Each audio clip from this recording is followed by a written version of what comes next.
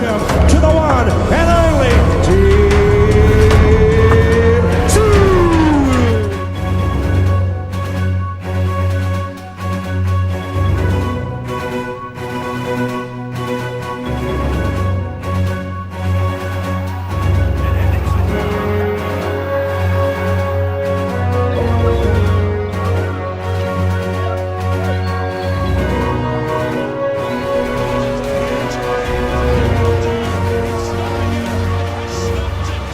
G'day guys, how we doing? Welcome to Talking Boxing. It is Monday, December 9th, 2024, and it's great to be back. Sorry, I just got caught watching the actual intro on my little laptop here because I was looking at the comments that are up there. We've got quite a few in there. So first of all, it is great to be back in Australia. We've had a really good break over the last couple of weeks.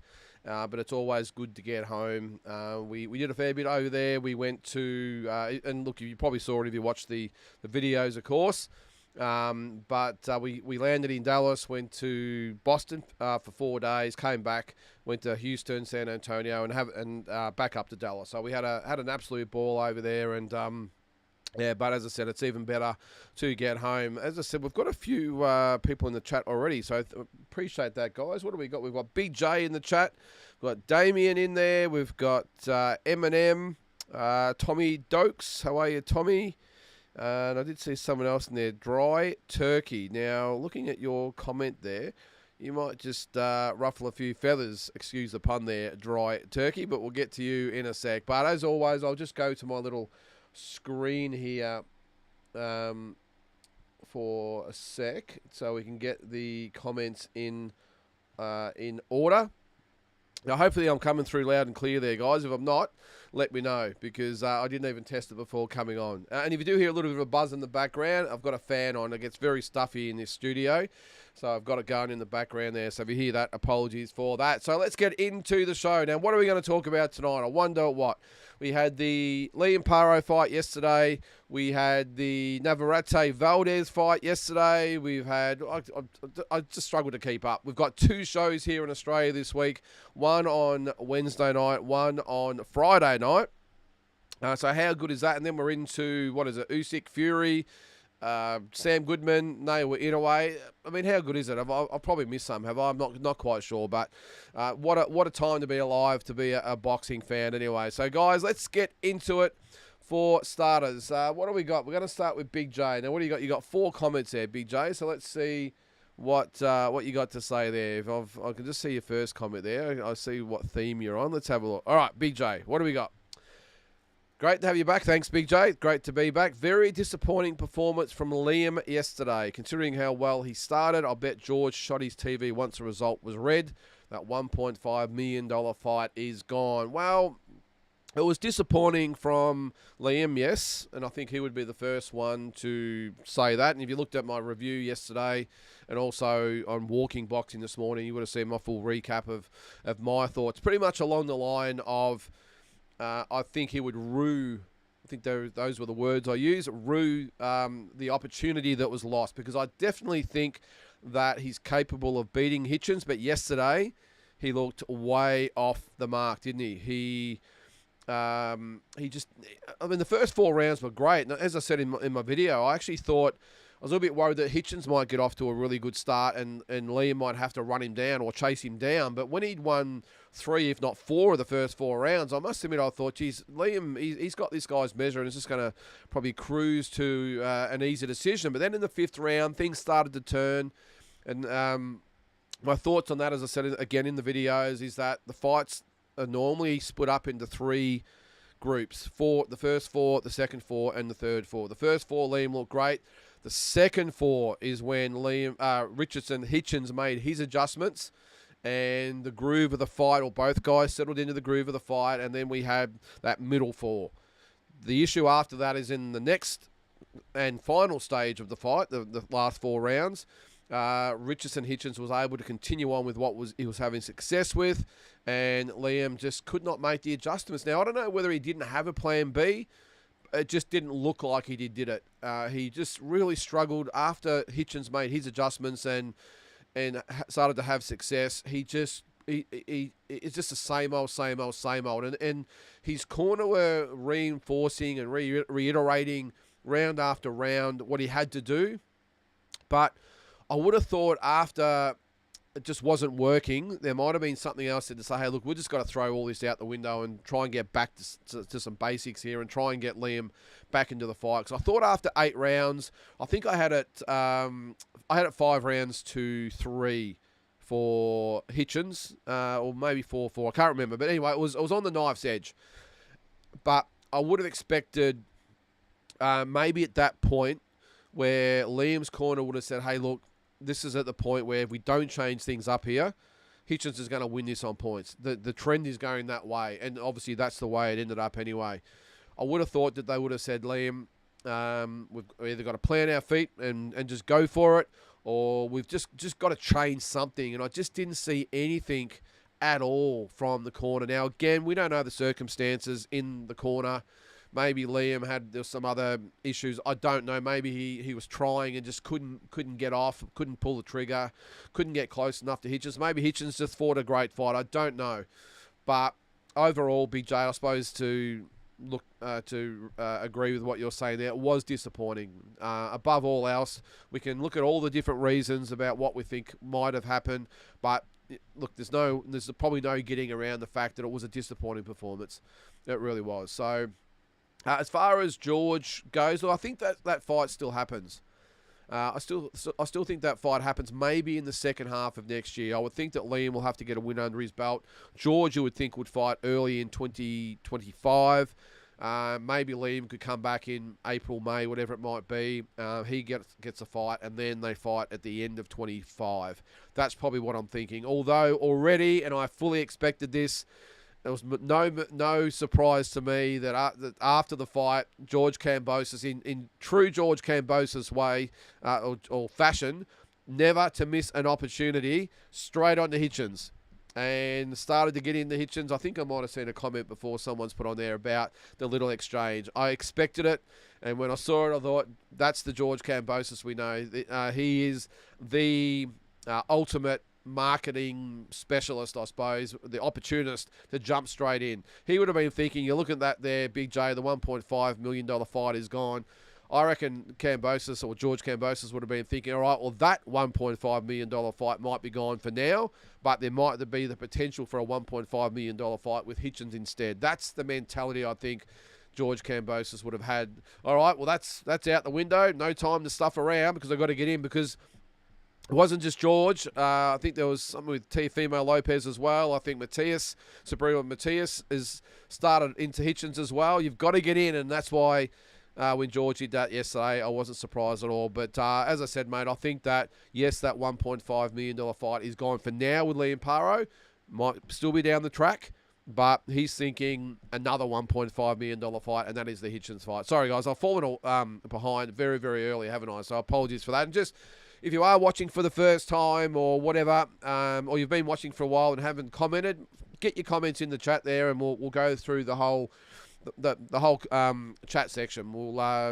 So don't be shy, put it in there, and let's talk some boxing. Let's get on to the second comment, still with Big J. Where are you? About Eddie. All right, Eddie looked pretty disappointed as his supercard in Oz is now diminished, but they could always fight for the IBO belt as it's currently vacant. Yeah, maybe Big J. I don't think Eddie Hearn really dwells on these types of things too long. Guys like him and Oscar and Bob Arum, they don't dwell. It's on to the next. So Eddie would have been after that thinking, okay, maybe on the same lines as George Kambosos was thinking.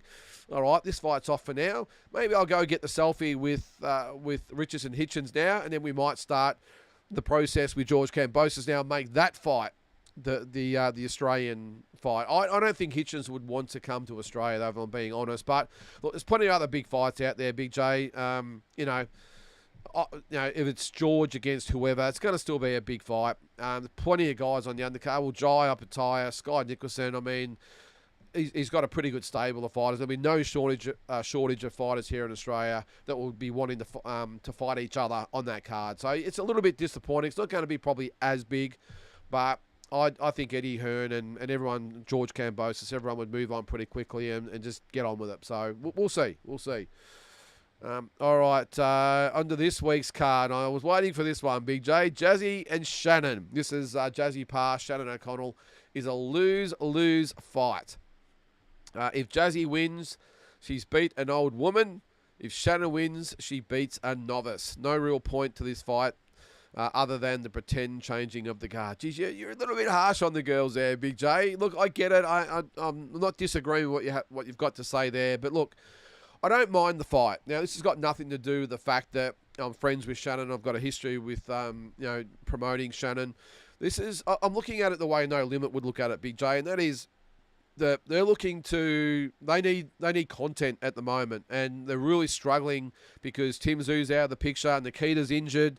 Who knows what he's going to be doing in the future and whether he can go to those heights that his brother did. I mean, there's lots of things going on. Sam Goodman, hey, if he wins that undisputed title against Inouye, well, hey, they're back in the stratosphere. But I think we all agree that that's going to be a long shot. So if that doesn't happen for Sam, Liam Wilson, we're not quite sure what's happening with Liam. There's not a lot of content for No Limit at the moment. So I like the fact that they're looking at someone like Jazzy Parr and saying, all right, we need to start building these girls up. And I just think they would see Shannon as a good scalp. Shannon gets a final opportunity at, some other big fights. I don't mind it. Again, Big J, just looking at it through No Limit's eyes, I don't think it's a bad fight. And I understand what you're saying there. It's a lose-lose situation, but it could always also be a win-win. You know, Jazzy if she wins, she gets the name over Shannon. If Shannon wins, she gets back in the world ratings, and who knows what can happen. I don't know, but I get it. But I think you've been a little bit harsh there, Big J. You've got your bee in your bonnet over these females sometimes, I think. All right. That is a little bit harsh there, Big J. What is it? Besides Jazzy and Shannon, the No Limit card is solid. Well, I would think that it is a solid fight, Big J. I agree with what you said just then with your comments about the lose-lose, win-win situation, but I actually think this is still a solid fight. I think it's going to be a really good fight.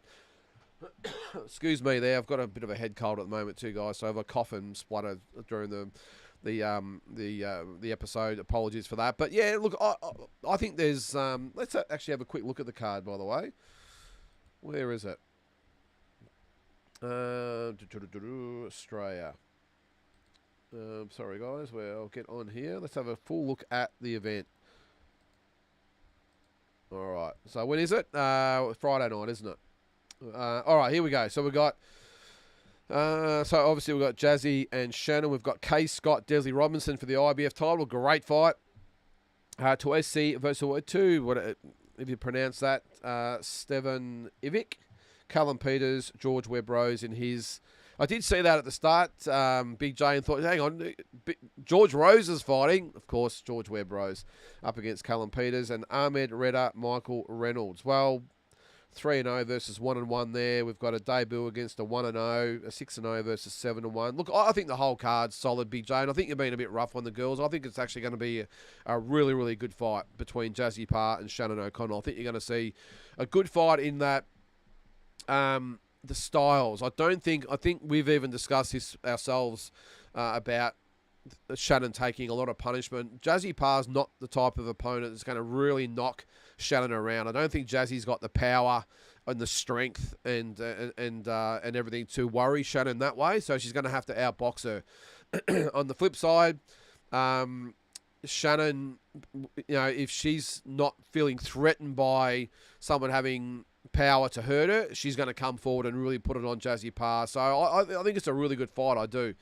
I understand too that you think Shannon's past it, and that's fine. But I think as a whole, I think the fight's not too bad. All right, let's get back into some more comments. So thanks, Big J. I'm way behind already, aren't I? Sorry about that, guys. All right, let's get to Eminem. Where is it there? Hitchins. You had a comment about Hitchins. Where is it? They'll get back on track at some stage here, guys. All right, Hitchins somewhat called out Kambosos online, and they both seemingly agreed to fight. Yeah, that's great they agreed to fight Eminem. I did see that, but Eddie Hearn's the man. He'll decide what's happening there. And look, it does make sense. And as I said before, I think Eddie's mind would have been turning over thinking, geez, if I'm going to do this Aussie Supercard, all of a sudden Kambosos and Hitchins might be the fight. Cause I don't think it'd be great to have obviously Liam and Kambosos fight. No dramas, but yeah, I don't think it'd be too much of a different situation if Hitchins came over instead and fought Kambosos. I think the card would be just as big. So who knows? Either way, I've got a feeling we're going to have a great card anyway.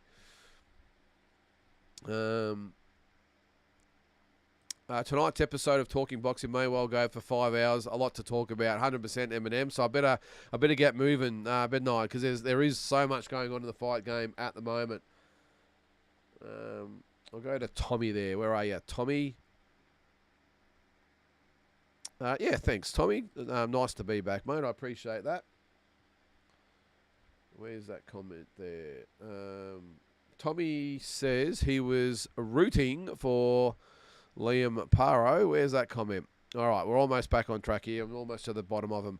I was rooting for Paro, but the second half of that fight versus Hitchins really reminded me of Devon versus Kambosos. A taller and bigger, more athletic fighter with a legit jab is a nightmare style to deal with. Well, you're 100% right there, Tommy. Couldn't have said it better myself. That it was almost an exact replica. You've got a guy who, I think the difference here though, Tommy, excuse me, is that Liam was very competitive for the first half of the fight.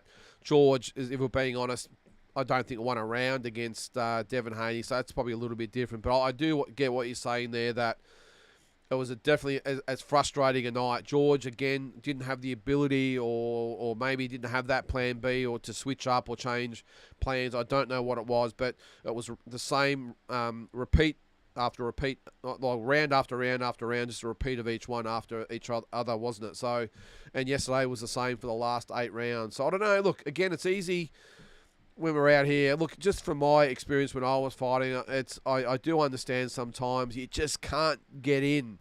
It's easy to say just get inside and punch on and rough them up. Well, when you've got a stiff jab and a counter right hand coming for you, it's not that easy. But I just would have thought the plan B would have been, again, I said this in the video this morning, is that because he was bouncing in and out, that was obviously the game plan to unsettle Hitchins and disrupt his timing and his range and everything like that.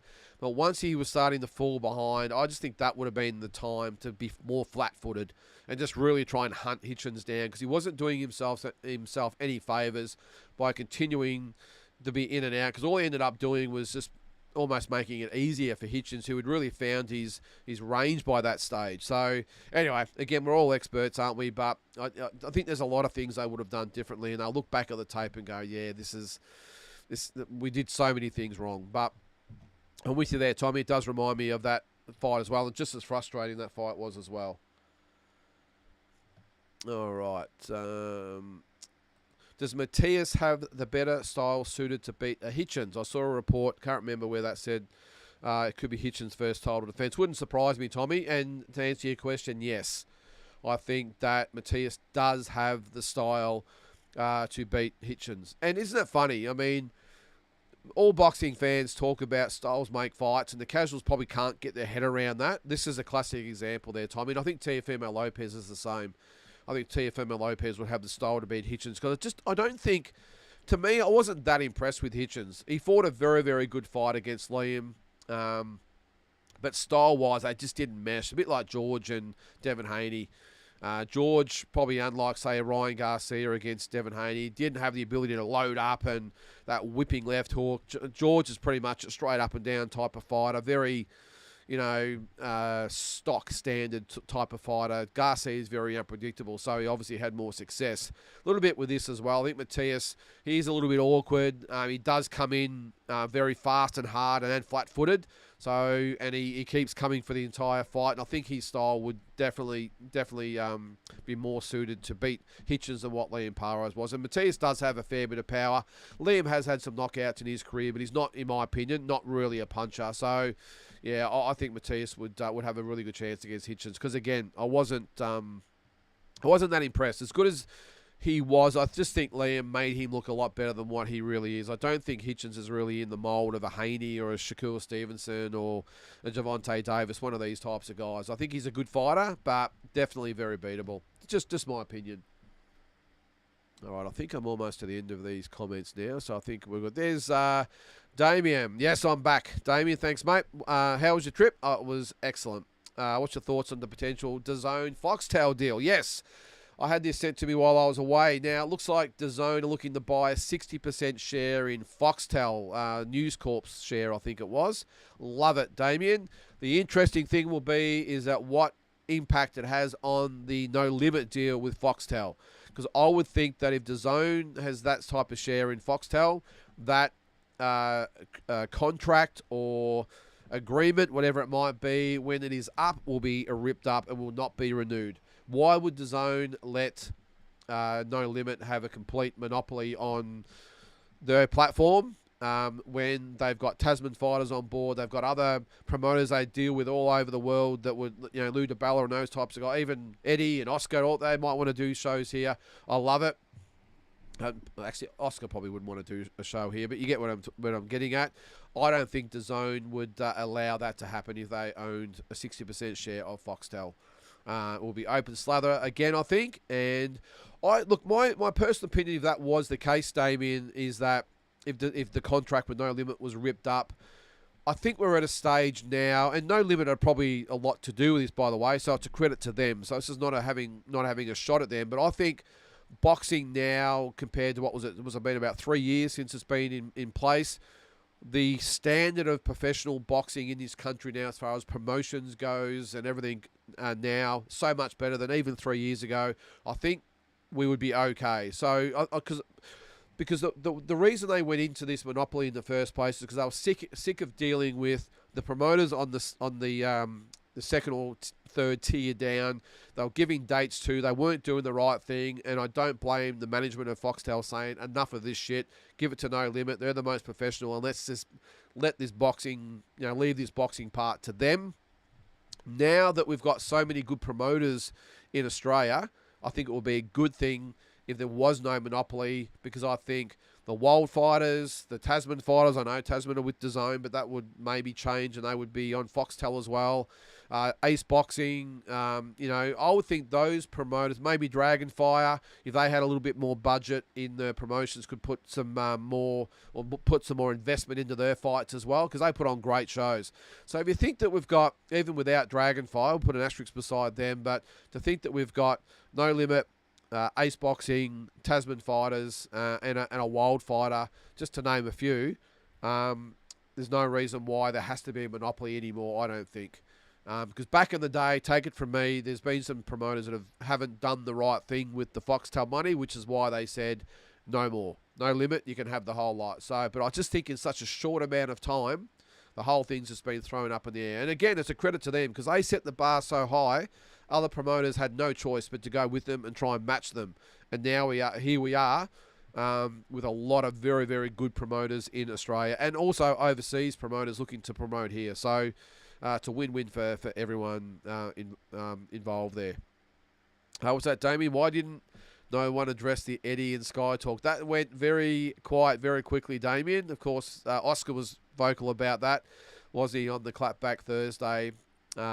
Look, I did say about that, Damien, I love Oscar, but I thought that was not the route or whatever you might want to call it, to go down. I think Oscar, I've loved every single one of his Clapback Thursdays, but I just think maybe that was the wrong topic to pick. Even if it's true, I don't know if it's true. I've heard the rumours like everyone else, but yeah, I just don't think, you got to remember too, Eddie's got a family. I just don't think it was in good taste, if I'm being honest. So there might have been rumours out there, but to actually put it out there, and to me as a people, I didn't really agree with it, to be honest. But it went quiet very quick, didn't it, Damien? All right, where are we? I'll go to the... I think I've got to the bottom there. All right, here we go. Tommy, I'm personally not big on Gary Russell getting a title shot next at 140 versus Rayo when he's coming off a loss in his 2 fights in 2.5 years. What do you think? Yeah, I do agree, Tommy. When was his last fight? So let's have a quick look at his last couple of fights. Yeah, I don't think anyone coming off a loss should get a world title fight, Tommy. I don't like it. Where is it? There he is. So Gary Russell. So he's coming off. Hang on, I've got the wrong one there. It's Antonio Russell. Anyway, there's lots of Gary Russells there. I won't look at it now. But, yeah, I agree with you, Tommy. I don't like anyone coming off a loss getting a world title shot. I know Tim got one earlier in the year, and that was great. But above all, overall, I don't like it. I think you should have to work your way back. Bit different if it's a rematch, of course. But if it's just coming off a loss and you get an immediate title fight against someone else, I don't like it. Valenzuela. Is that so? He's fighting him with Valenzuela. I thought the Pitbull Cruz fight was next, Tommy. Maybe that fall over did it. I didn't say anything about it, but yeah, 2 fights in 2.5 years. Hit it on the head yourself there, mate. So I agree. Oh yeah, 100% agree with you there. All right, dry turkey. Let's get to your comment there. What do we got? Do you believe in the Australian one-fight hype job curse? Aussie fighters are good for an upset win, but after that, it's usually all downhill. Now, dry turkey, are you a Aussie or not? I've got a feeling you're not an Aussie. Or maybe you are. I don't know. But look, I was talking to my old mate Uncle Ronnie today about this. To be honest, dry turkey, not necessarily about the hype job thing, but I think what happens is sometimes is that Aussie fighters shock fighters overseas who know nothing about them. We've seen it in the past, all the way back to Jeff Harding over Dennis Andrews. We saw Troy Waters almost pull it off against Terry Norris. There are a couple, of course. Then we've seen Jeff Horn over Pacquiao. We saw George Kambosos over Teofimo Lopez. We saw Liam Paro over Subriel Matias. You get where I'm going. And then they've dropped the world titles pretty much in the next fight. So I hear what you're saying, but I think my theory on the whole thing is that they, being unknown to the more fancied opponents, they surprise their opponents, get the upset win, but then after that, they become very well known, and their opponents next in line do a lot of homework, adjust their game plans, do a lot of research, all that sort of stuff, so they know more about them, so when they get in, there's no surprise element anymore, and some of them do get found out. I get that. I wouldn't call them hype jobs there, dry turkey. I mean, I don't think anyone that wins a world title is a hype job. It's a very, very big achievement to win a world title. So I think you're being a little bit harsh there, but you are right. Good Aussies are good for upset wins, but do struggle to keep the world titles. But I think that's just the nature of the game now. I think even you look at even a country like America or England. You don't see a lot of champions these days holding on the belts for a long time. There's so many good fighters out there, so many really good matchups that are now being put in place. I think we're in the age of you're now expected to fight those big fights again. I think we've come through the Mayweather phase of just handpicking your opponents and maintaining that O. And hopefully it stays that way for a while. So I just think Australians might be caught up in that a little bit there too, mate. And don't forget also that the Australian way is not to have easy defences and hide behind promoters and everything else. When Aussies win world titles, normally the thing they will all say is bring on the best fighter. Look at George Kambosos. Could have easily had an easier fight than Devin Haney. He wanted the best. He went straight for Devin Haney. Same as Jeff Horn. Took on Terence Crawford. I know he was mandated, but end of the day, he didn't hesitate. He wanted Terence Crawford. Look, and even on the weekend with Liam Paro, with Richardson Hitchins, I think it just comes down to that. A lot of good fighters out there, and that's just the way it is. And as I said, you don't see countries like America being as dominant as they used to be because the good fighters are fighting other good fighters now. So I think it's a bit harsh to call us hype jobs there, dry turkey. But anyway, it's your opinion. Big J agrees there. Dry turkey ain't lying.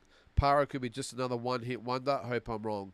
Well, the proof is in the pudding there, Big J. We will see. And this is the challenge to all these guys. As I said, I'm not that stressed about Aussies. And Tim Zoo's another one. We didn't even mention Tim Zoo. Not that he had that real upset win, did he? He had the process of becoming WBO 154-pound champion. And then we saw what happened against Murtazalyov. So, yeah, I don't know. There's lots of theories out there about maybe what may be happening with Aussie fighters, but I just think it's across the board that it's hard to keep a belt these days.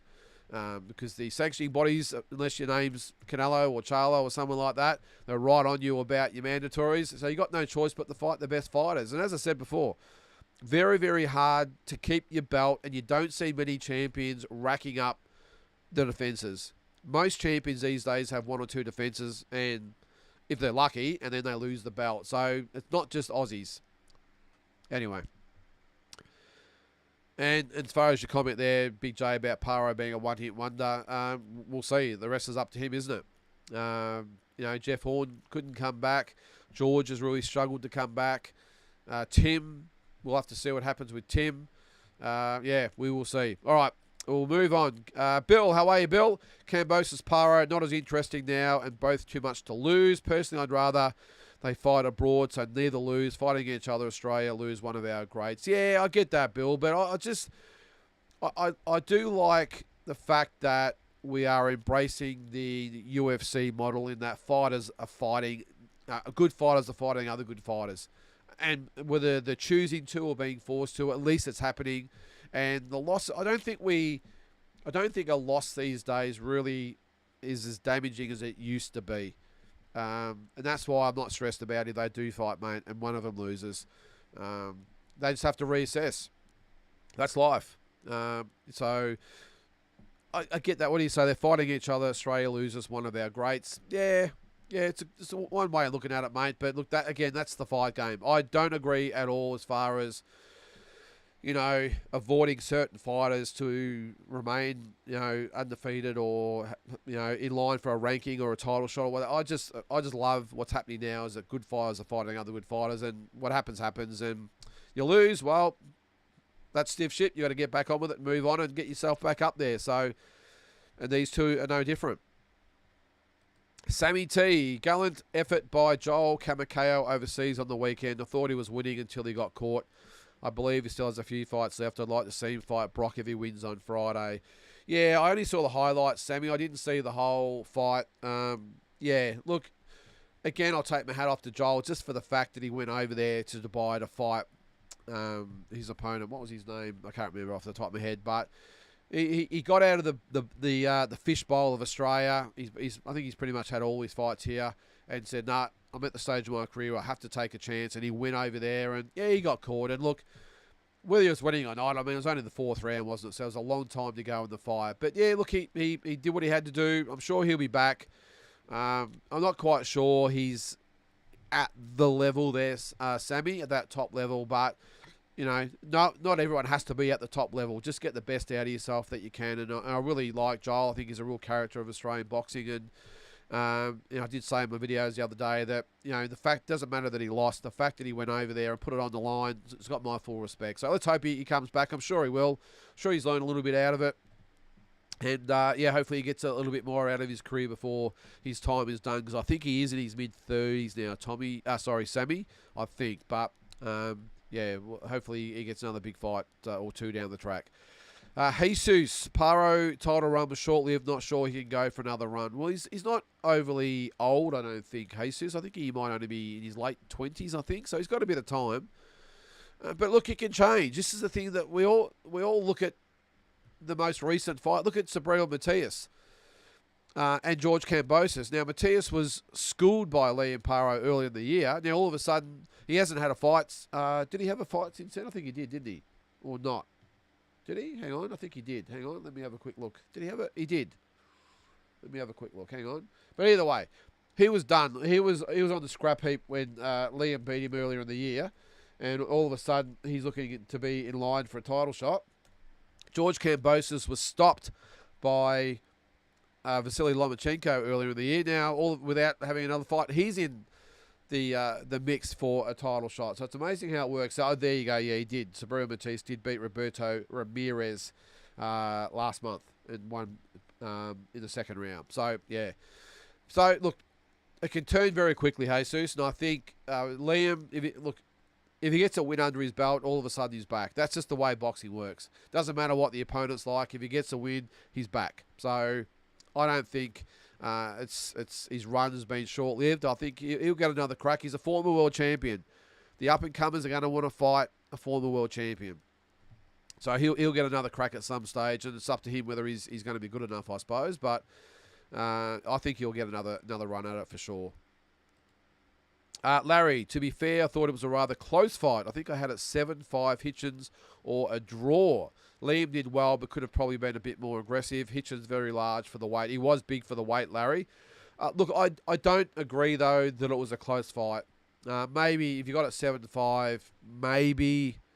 I had it 8 rounds to 4 for Hitchins. I thought I gave Liam 3 of the first 4, and then I gave him the 9th. But I thought I was being generous giving him the 9th, if I'm being honest. So I think 4 rounds tops. The judge that scored it for Liam, I don't think he's going to get many gigs going forward, I would have thought. Now, his name was Nelson Vasquez, because I thought at the start it might have been the Aussie, and I was thinking, oh, please don't be the Aussie. That's the last thing we need is the Aussie putting up a card like that. But it wasn't the Aussie. It was Nelson Vasquez, who had a 117, 111. He gave Hitchins 3 rounds, if you can believe that. But the others two have it 116, 112. So that's how I had it as well. But he was big for the weight, Larry. No arguments there. Andrew, no problem. The corner, it was all down to Liam being too passive. Yeah, that's another thing, Andrew. Well, the corner might have been telling him to do a certain thing, and he just couldn't get it done. Maybe that's what might have happened. I don't know, but either way, as we said earlier, it was a disappointing performance. M&M, excited for the 2 Aussie cards this week. Fox News just reported Callum Smith's opponent might not get sanctioned for the fight, and the fight is in jeopardy. Oh no, that's not good, is it? Let me go back to that card. No, I've lost it. No, that's no good if that's the case. M&M, let's hope that's not the case. I think his opponent was 1-0, so I'm not sure if there's an issue. What the issue is there. M&M, let us know in the chat there if you can. I'm not quite sure what's happened there, but if that's the case, that'd be a shame. I think there's only 5 fights on the card anyway, isn't there? So, all right, Larry, if Hitchins fights Matthias, that's a style-wise bad fight for Hitchins. He doesn't have the power to hold off Sabriel, and we saw how he struggled against pressure fighters before. Yeah, I'm with you there. Larry, look, he's capable of beating Matthias, but I think Matthias would be too strong for him. I really do. And just, he's a little bit more awkward than Liam. Liam, again, pretty much a straight up and down type of fighter. Doesn't really do anything out of the norm, where Matthias can be a little bit unpredictable, can't he? So I think he gives Hitchins a lot of problems and beats Hitchins. But again, it's amazing how all of a sudden you can be back in the mix just like that. Andrew says the irony is George did the same thing with Haney. Tried to outbox a boxer. Only pressure beats boxers. Yeah, that's a good call too, Andrew. Yesterday was, excuse me, very much like the George Haney fight in that. Yeah, you're right. Trying to outbox a boxer, get into a chess match with a boxer will never come out well. And they both pretty much met the same fate, didn't they? So. And George still didn't learn in the rematch. I think the big plan was to turn southpaw, and that lasted, 1 or 2 rounds, and that was it. So at least he tried something, I suppose. But, yeah, it's a good point there, Andrew. You're right. Never try and outbox a boxer. Daniel, how you going there, mate? Can't see George having much success with Hitchins. I still think Paro and George could definitely still be made. Yeah. I'll agree there, Daniel. I don't think George Kambosos beats Hitchins again because he's very similar a little bit to the way, maybe not similar, but I was going to say similar to Liam Paro's style. But I think that the fact that George really struggled with Devin Haney, I don't think it changes against Hitchins. Although, having said that, I don't think Hitchins is as good a fighter as Haney, so maybe he would have a bit more success. But, it's an interesting one. George and Hitchins, yeah. I think at this stage I would probably maybe still favour Hitchins to win that fight. But I still think Paro and George can be made. I really do. Get a quick tune-up early in the new year by both guys, and then let's get it on maybe in July, August next year, and all of a sudden the winner of that is back. So, yeah, definitely some upside for both guys there. Andrew, John Wayne Parr's daughter, my favourite because her dad's a legend. Yeah, that's Jazzy Parr. Yep. Yeah, she's a good little fighter. I like. She's very. I was going to say quirky, isn't she, Andrew? She's she's got some personality about her. She's got a bit of spunk about her, and I like that, and really backs herself. She obviously loves the fight. So does Shannon. That's why I think it's a great fight. I really do. Peter, g'day, mate. Welcome back to the Pride of Australia, Melbourne. Yeah, it's all happening down here, isn't it, Peter? We've got the Premier doing great things. We've got synagogues being bombed and no one taking any responsibility. Yeah, it's not too great down our way at the moment, is it, Peter, down here in Melbourne? But anyway, Big J, not saying Shannon versus Jazzy ain't a great fight, but I don't want to see another one-sided beatdown of Shannon, which I believe will be the case. Hope to be wrong, and it steals the show. Yeah, look, I think it'll be. I don't think it'll be one-sided, Big J. I think you'll see Shannon only because, as I said before, I just don't think Jazzy has the power to worry Shannon. Yeah, she's probably at the stage of her career where she should be able to, be fitter, I suppose. Although Shannon's always super fit, she's got youth on her side. She's quicker. With her hands and with her feet, so maybe she's got the advantages that way, just to youth and everything. But yeah, I think the fact that I don't think Jazzy can hurt Shannon. I think you might see a very competitive fight where Shannon really coming forward and really putting it on Jazzy. Because you got to remember, the last girl that Shannon fought was a killer. Not so much as far as style goes, but she could punch. She was hard and tough and could punch, and she was a big girl. So you're not going to get that with Jazzy Paro, who's coming up from super flyweight. So I think we'll get a competitive fight, Big J. Eminem, who's attending the Opatai versus Shinkara fight? When do we expect the rest of the card to be announced? When's that? January 18th, I think, isn't it, Eminem? I might get up there, I reckon.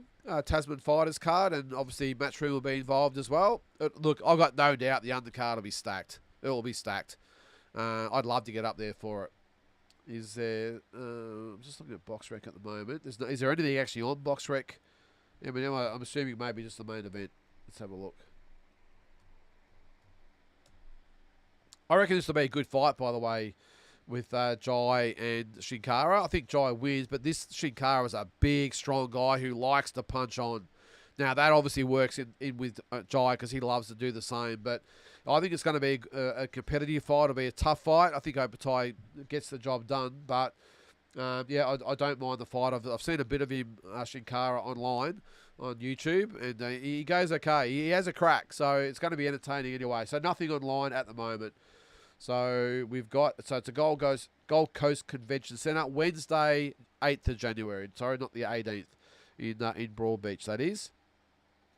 So it's called The Return of the Champion is the name. And Eddie and Mick Francis involved in that one. Okay, so no other fights on the card at the moment. But it should be an awesome card. And as I said, mate, I think the card will be stacked. You would think that maybe, I was going to say Conor Wallace might be on the card, but he's obviously fighting this week, isn't he? So it might be a bit early for him. But yeah, there'll be no shortage of fighters wanting to get on that card. All right, what have we got there? Rich Porco. Don't get too down. You guys have 20 plus million people and have Maloney, Paro, Zoo, Opatai, all champs. America, 350 million people, I believe, has 8 or 9 champs. Every place has ups and downs. Thanks, Rich Porco. That's a good way to look at it. And if you saw one of my videos the other day, I said that yesterday's fight was the 18th fight this year, excuse me, of featuring an Australian fighter. 18 fights, and we've got 2 to go this year. So it'll be 20 fights this year featuring Aussies. So I think you hit it on the head there, mate. We've got 25 million here. America has 350 million, and they've only got, as you said, they're 8 or 9 champions. So I think we punch above our weights down here in Australia. I think we do very well with the population that we have and the amount of sports that there are to pick from. Bill says, Big J, my opinion, Paro and O'Connell are always in better fights than the guys. Girls often a fight of the night. I think this could be the fight of the night, Bill. As I said, Shannon's going to really try and put it on Jazzy Paro with no real fear of any power coming back the other way. She likes to fight. She does like to punch on, even though I think she does lack a bit of power. So I think it's going to be on. I really do. And I think the other girls fight, Desi Robinson and Kay Scott. That'll be a great fight as well. So it's a good card, a really good card. Peter says, Cambosa smokes Paro, who got beaten by a jab and a right hook. Skills pay the bills, and Hitchins wouldn't win a round against Haney. Yep, good call, Peter.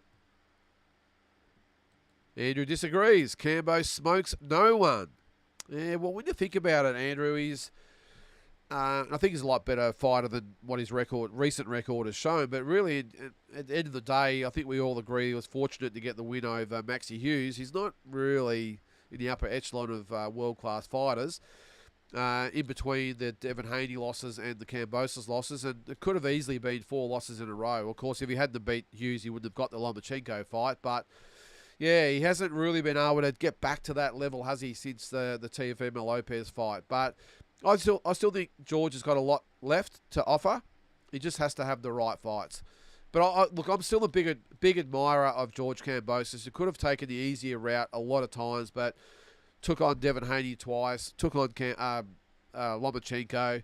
Yeah, I've got a lot of respect with George. He just wants the big fights. And I think down the track, yeah, okay, his record might not show or be reflective of those guys, but I think the respect for him will be there down the track in that he's never shirked a big fight against anyone. So, yeah, a lot of respect for him. But I do agree, Andrew, that just for the time being anyway, he's not really smoking anyone, is he? But that might change when he gets a bigger fight down the track. Mark disagrees. Cambosis not smoking Paro. Peter, you're dreaming. Well, this is good. This is what we're here for, to discuss these things. We will see. Paro is very limited in his skill set. Well, he looked limited yesterday, Peter, but when he fought Matthias, he looked fantastic. So it's amazing how one fight can just change your perspective, can't it? Larry. Not a big fan of counterpuncher against counterpunchers. Usually pretty dull matchups. Hitchins doesn't take much of a risk and just throws a jab and a right hand. At times it was hard to watch, in honesty. Yeah, well, he's not the only one like that, Larry. Devin Haney's like that. Shakur Stevens is like that. Mayweather was like that, where they just refuse to engage first. They are strictly counterpunchers. And no matter how much you goad them or tempt them, they will not punch first. And that's what Liam, I think, was looking to yesterday, to try and just get Hitchins to jab so he could counter. But I think once Hitchins refused to punch first, then he got the upper hand. So, but yeah, look, it wasn't the greatest fight, Larry. I agree with you there. And Liam can punch, but he is predominantly a counter puncher as well in most of his fights.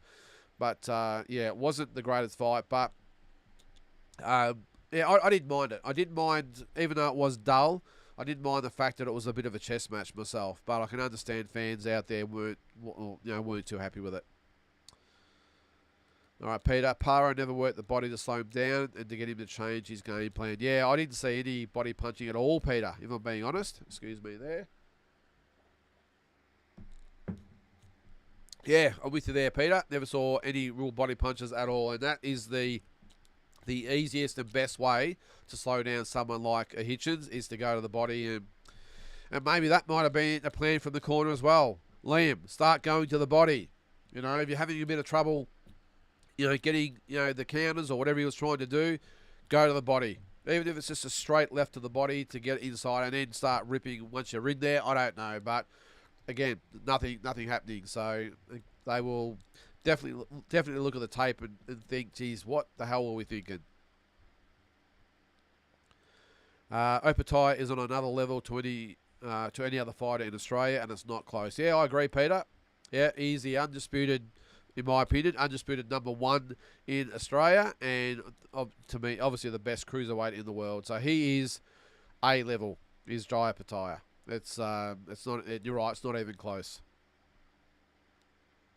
There is Jules in the chat. How are you, Jules?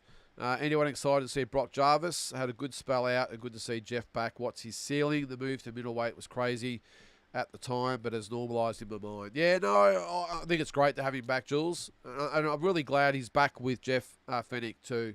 I understand that maybe he thought it was time to maybe get a different voice, but just excuse me for a sec there, guys. I'm just going to...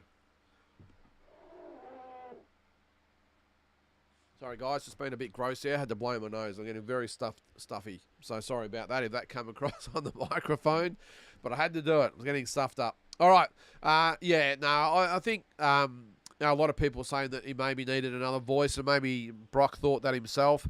But I think from what I heard, the main issue with Jeff was that Jeff didn't want him to go up in weight. And Brock did. Jeff wanted him to stay at 140. He wanted to go to 160. I think this is at 160. I think, isn't it? So it's good to see they've sorted it out and had a good chat about it, and they're back together, because I think Jeff is good for Brock. I think they've had a really good relationship up to this point, and I think he'll be good to be back in the corner of Brock Jarvis. And good to have a spell as well. Sorry, just wiping my nose there. Sorry about that. I'm battling through anyway, guys. It's a stupid bloody head cold. Sorry about that. All right. I think he looks good at middleweight, Jules. I mean, the proof will be in the pudding on Friday night when he gets in the ring. But I think body-wise, he actually looks quite good. I think he looks like he's wearing the weight really well. He looks solid. He looks strong. And I know there's been some comments about Brock. Well, if he couldn't take a punch at 140 or 135, whatever it was, how's he going to take punches at middleweight? I think you might actually see a bit more resistance from Brock, because he won't be so drained. And I think the Liam Paro fight was just one of those freak times where he just got caught. I think that could happen to anyone, and that could have happened at middleweight, lightweight, whatever. Could happen any time. I think the other instances where he's been rocked in the past, I think that's got to do with his weight cut. So I'm actually really interested and keen to see how he reacts to having no weight problems whatsoever and going in there 100% strong, fit, healthy, and hydrated and everything like that. Because even though you've got 24 hours to rehydrate, you can't really do it properly. It does take 2 to 3 days to be rehydrated properly, and that can definitely affect your punch resistance. So, yeah, I'm really keen to see it, Jules, how he's going to go. I think you'll see a really good version of Brock Jarvis. I don't think Adrian Rodriguez is probably, the most formidable opponent out there. He's lost his last 7 fights, but he is tough. He's awkward. He does come to fight. So he'll give maybe Brock some rounds, but I think it'll be a pretty one-sided fight, if I'm being honest, Jules.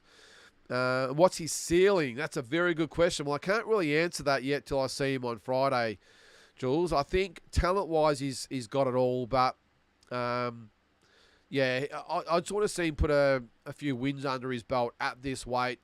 I think the Nikita Tszyu fight may happen at some stage next year. I think that is a great fight for Aussie boxing, and definitely a pay-per-view worthy of paying that amount of money, I think.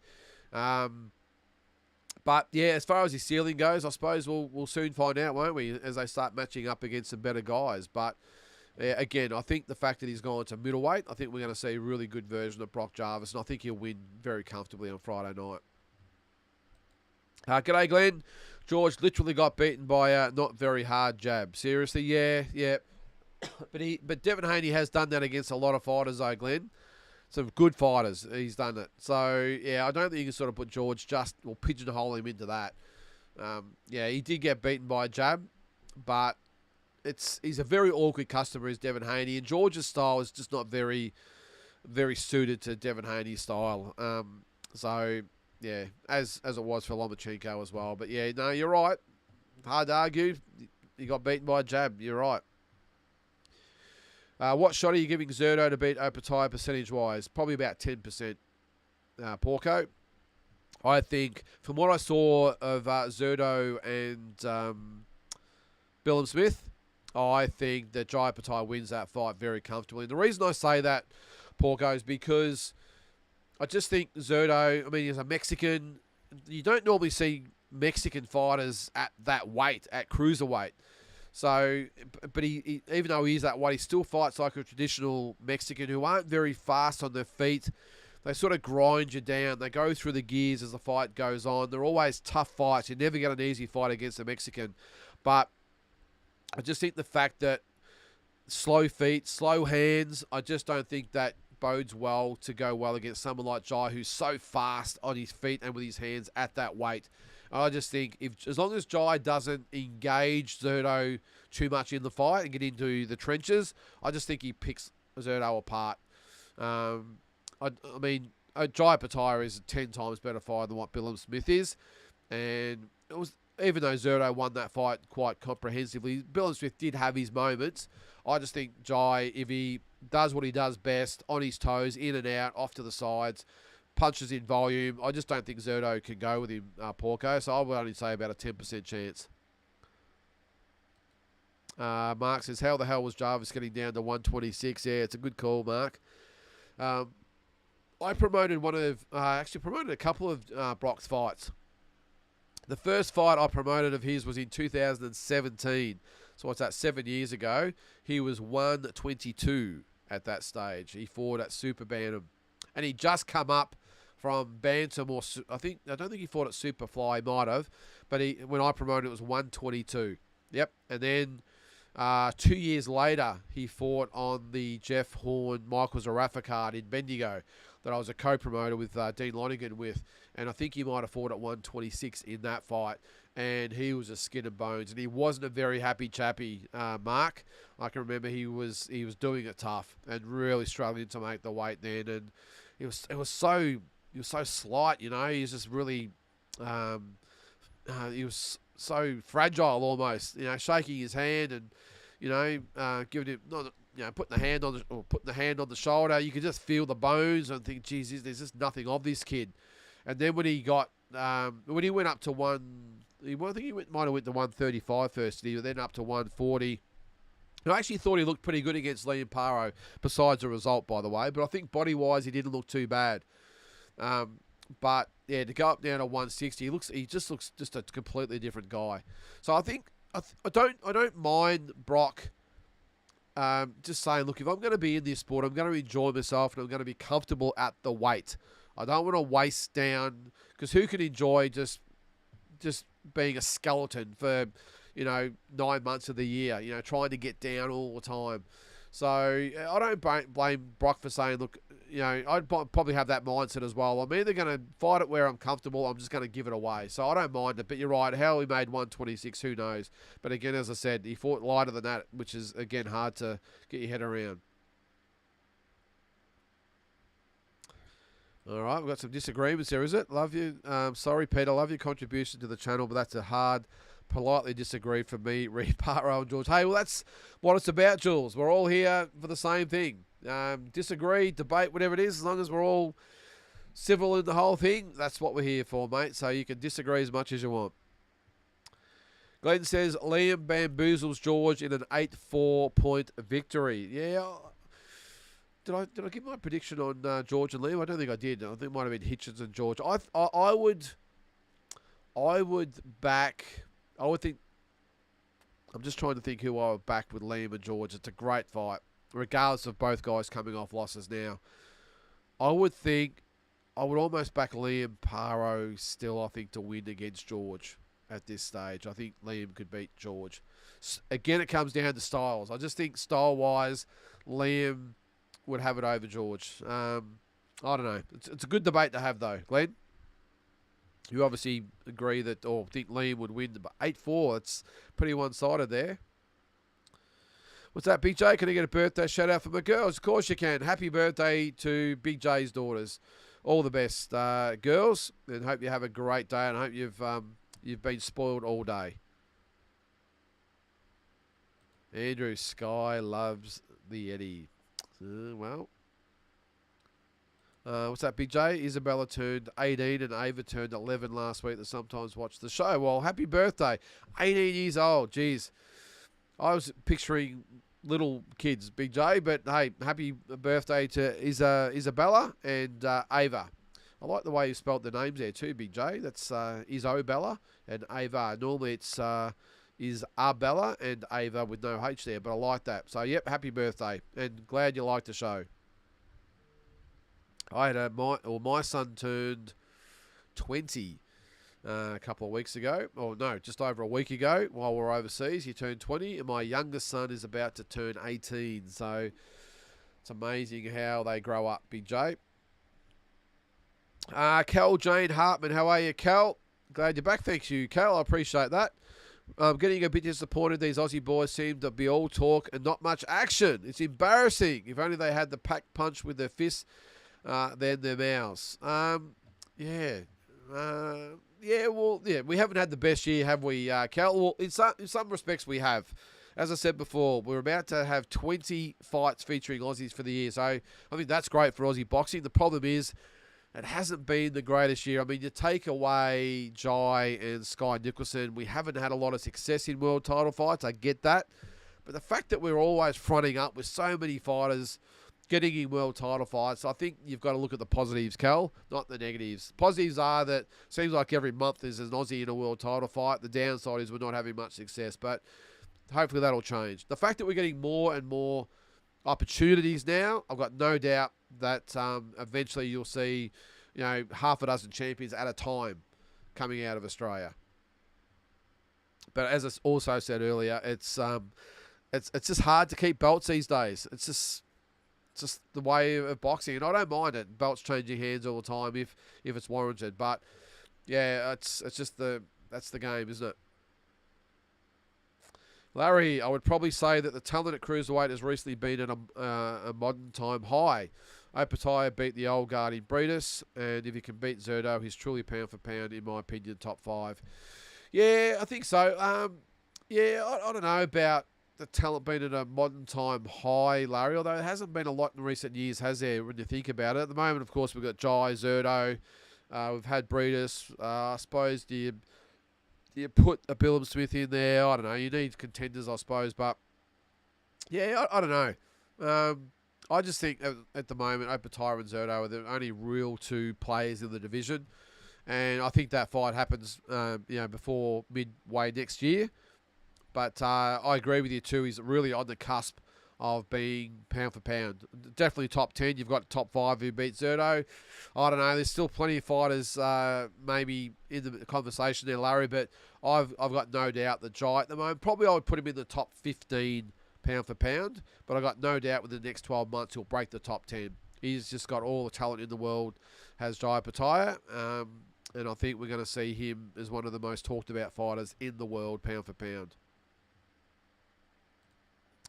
Hype job curse, or are Aussie fighters up against the promoters who have agendas to reclaim belts and put them in the hands of others? Good call, Jules. Yeah, look, I don't, as I said before, I don't think they're hype jobs.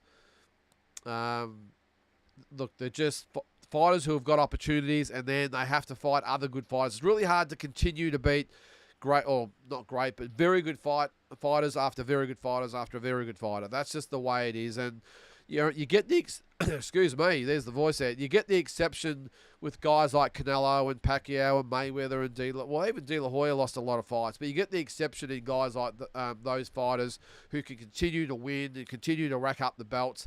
But again, as I said before, the average length of a champion, if they're fighting regularly, that is probably only 1 or 2 defences and they lose the belt. So there are promoters that have agendas, Jules, that's for sure. They like to keep belts within their organisation or with certain fighters to set up other certain fighters' fights down the track. I get that.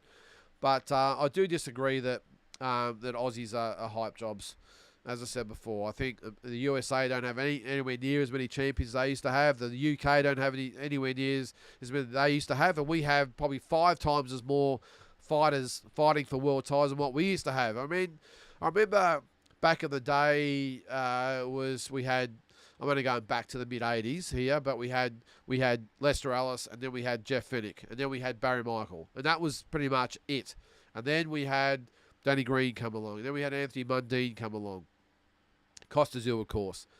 But very spasmodic fights. You might get 1 fighter at a time that's a world champion in Australia, if that, or 1 or 2 fights per year of featuring Aussie. The fact we've got so many fighters fighting for belts so regularly, I think we're probably like this on the scale going up, where other countries like the US and the UK and maybe even Mexico don't have anywhere near as many champions as they used to have, where we've got more. So I don't know. That's why I don't read too much into it. I think if anything, we're going along okay.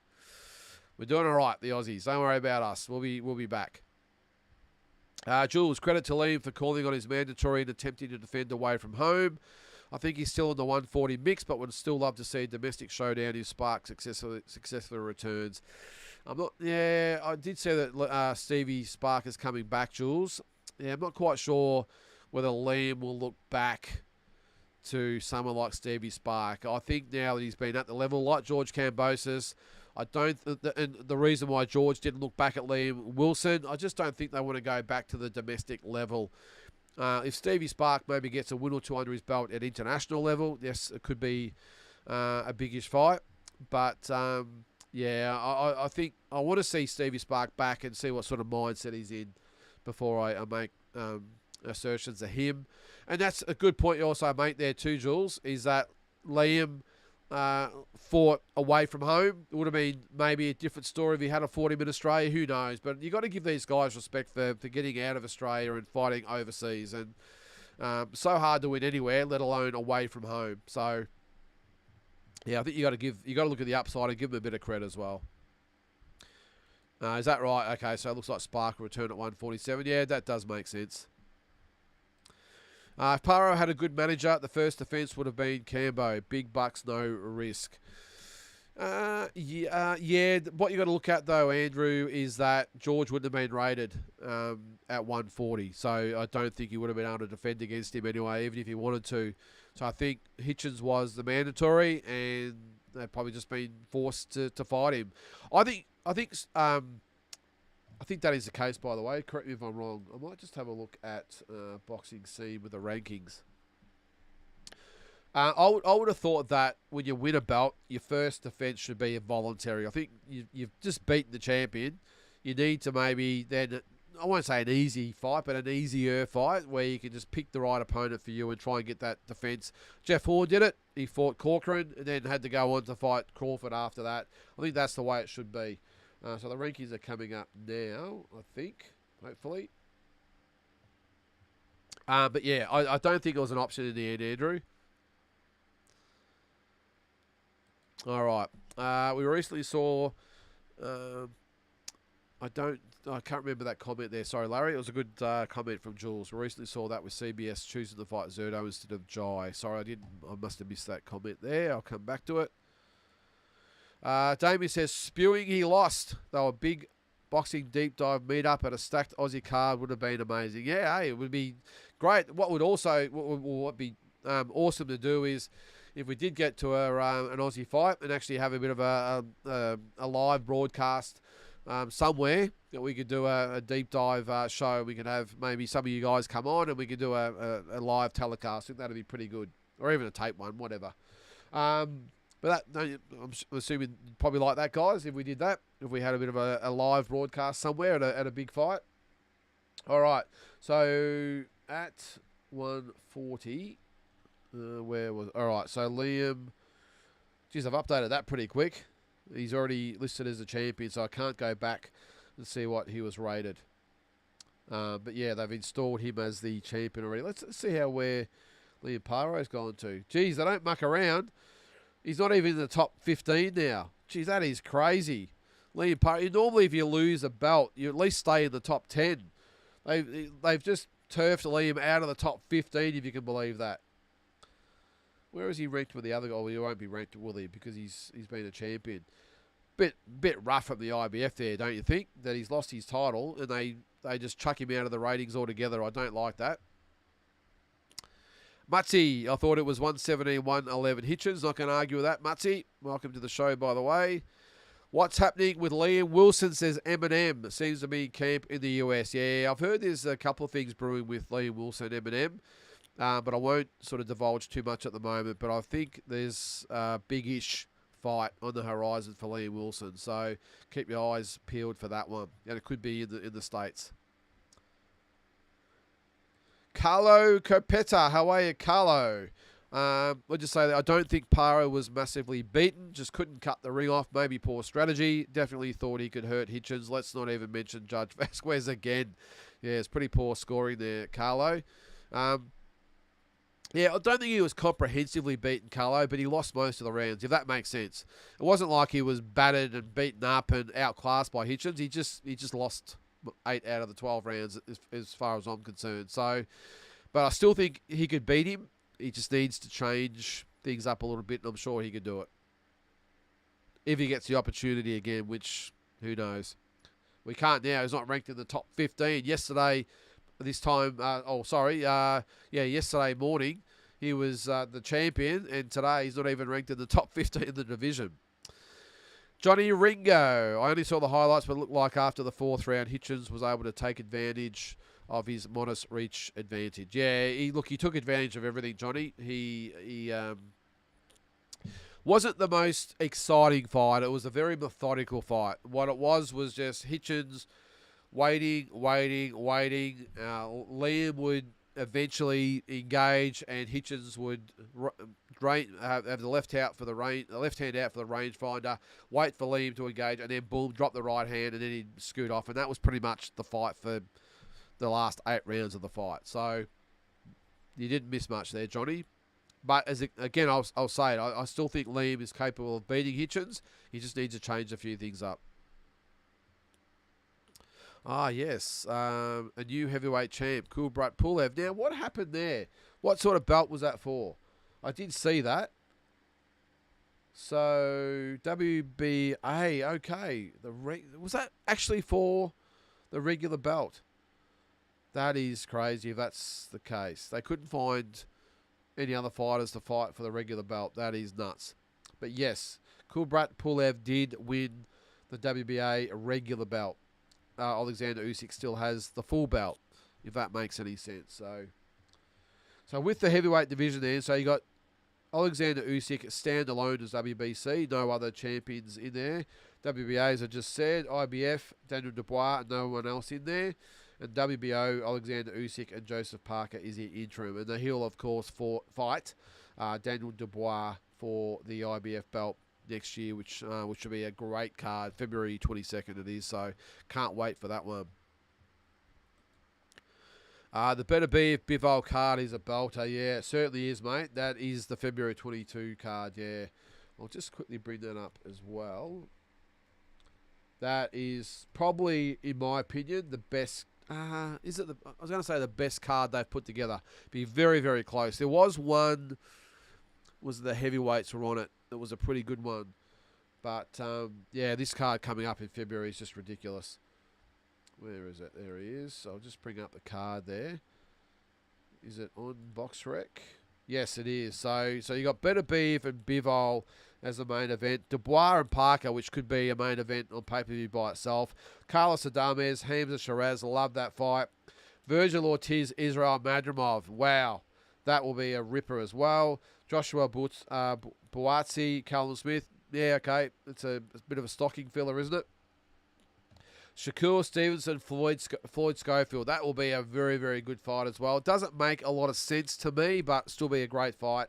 And then Zhilei Zhang and Ajit Kabayal. So what a card. The problem we've got here, guys, is we have 1, 2, 3, 4, 5, 6, 7 12-round fights. That's 84 rounds. So I really hope when they do the card on the pay-per-view schedule, now this card will probably start at 3 o'clock like the other ones do. We could be there till like 1 o'clock in the afternoon, the way that card looks, because a lot of those fights are going to go the distance. I'm hoping that I've got to pick some fights, because I'm not getting up at 3 o'clock. I refuse to do it. I'm hoping that maybe the Adames, maybe not. The Boatsi Callum Smith fight is maybe the first one. That's for the WBO interim light heavyweight title. Actually, on that card, every single fight is for a world title. So the Better Beef and Bivol fight, of course, is for undisputed. Dubois Parker for the IBF heavy. Adames Shiraz for the WBC middle.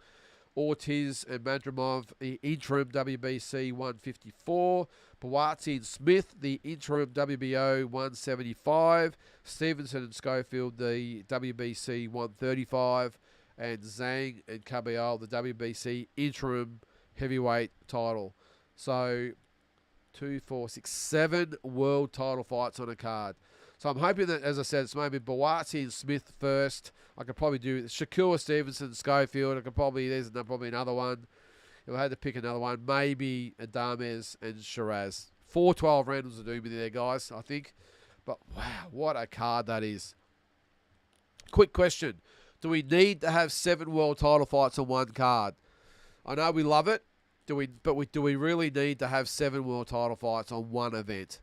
I don't think so. I think we'd all be happily satisfied as boxing fans if there's only maybe 3 or 4.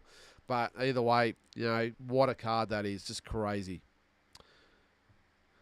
All right, Peter, we need to get a group to go and watch the Open Thai fight. You can run a tour group. Hey, we could, no problem.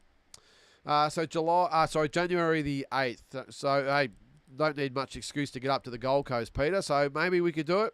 Yep. We could all sort of meet there. And I'm not sure about a tour group. I'm not sure what I'd have to offer everyone on the Gold Coast. But, yeah, mate, happy to... Maybe we could have as I said before, a broadcast, a get-together, and we could do a live show from wherever it is up there and have a live audience. There you go. We could have a live audience and guests on that could come on as well. Maybe we could do that. We'll see. Breakaway. Paro did fight a North American in North America. Yep, credit to him for that. Home advantage is vital in 50-50 fights. Liam not good enough yesterday, but that's okay. Yeah, that's a really good way of looking at it, Breakaway. First of all, not good enough yesterday, but doesn't mean he's not good enough at all. So let's probably tick that one off first. But you're right, he fought a American I know it's in Puerto Rico, but it was in his part of the world. Liam had to, as the champion, get out of his comfort zone and fight him in Puerto Rico. I still don't know why it was in Puerto Rico. I still haven't found out that. Obviously there was money involved, but doesn't make still a lot of sense to have an Australian fighting a Puerto Rico Australian fighting American in Puerto Rico. 1 second there, guys.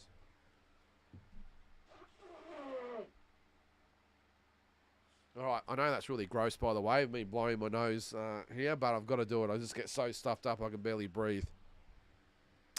I'll just have a drink there. Sorry, guys.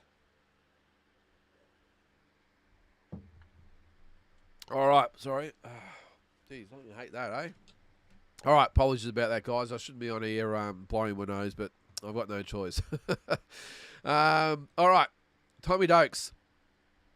Do you believe Madrimov excuse of acute bronchitis for why he pulled out of the Boachuk fight this month, or was it to wait a couple of months for Virgil fight on Mega February 22nd card for more money? Now, I did address this in my walking boxing this morning, Tommy, and...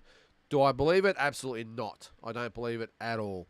I think what's happened there is that Turkey Al Sheikh and all involved have said, I think Madrimov against Virgil Ortiz is the bigger fight. We want that on the February 22nd card. So what are we going to do? We'll go back to Boachuk and say, all right, we're going to pull that fight. We'll get you another opponent, so don't panic. You're still going to be on the December...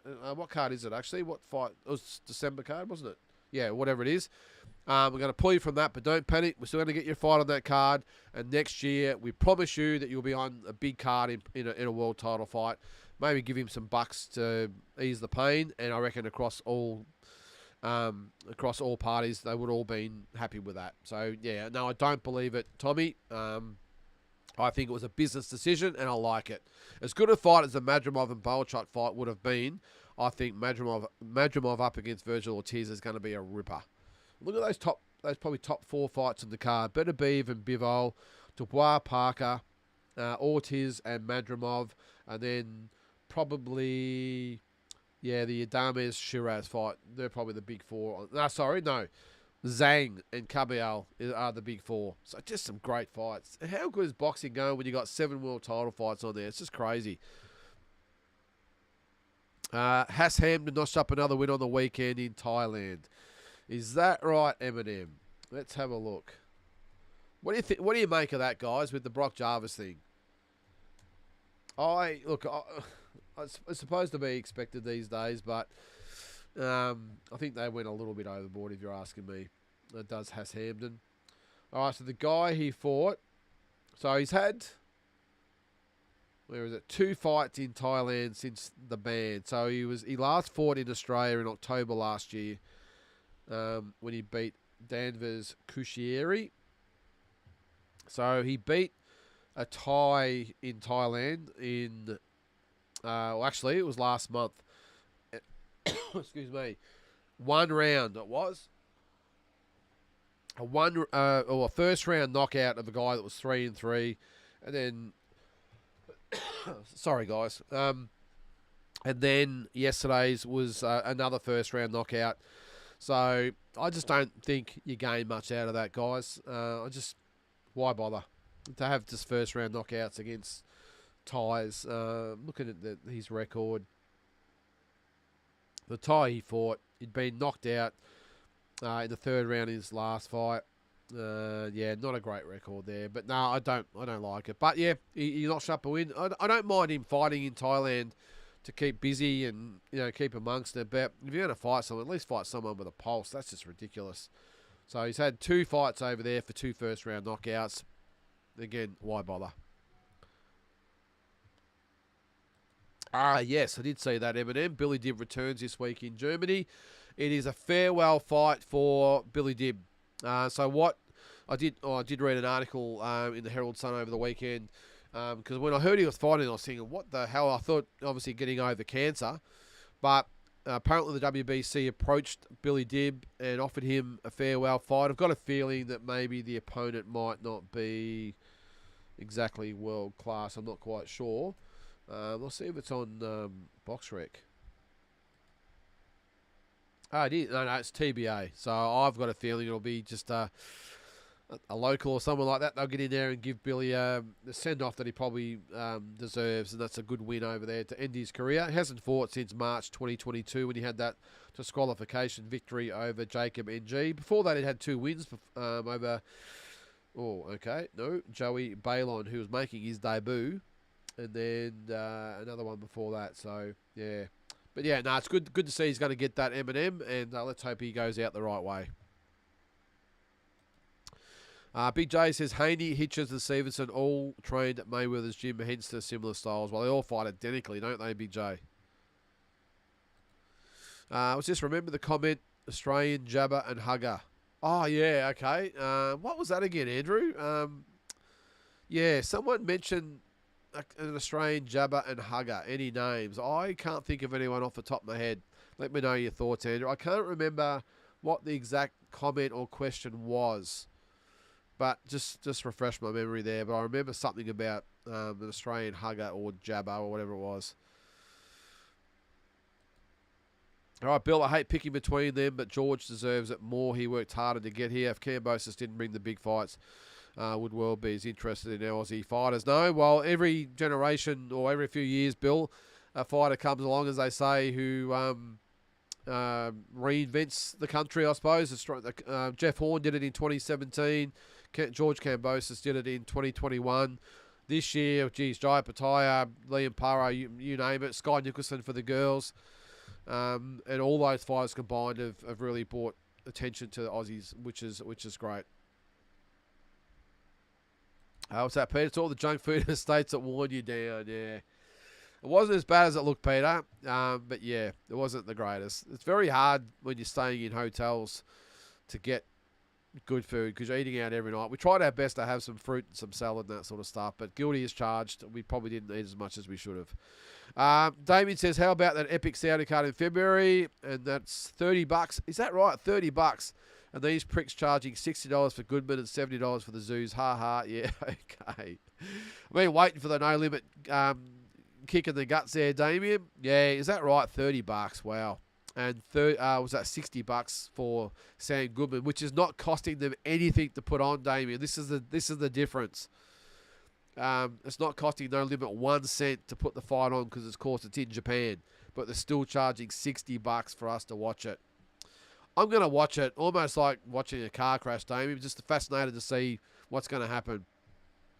It's Christmas Eve too, which makes me think about it twice. To sort of double think these things, whether to get it or not. I'm going to get it, of course I am. But it starts at 7 o'clock on Christmas Eve. That's normally the time where I'm putting on Christmas Vacation to watch it. I'll watch it every Christmas Eve.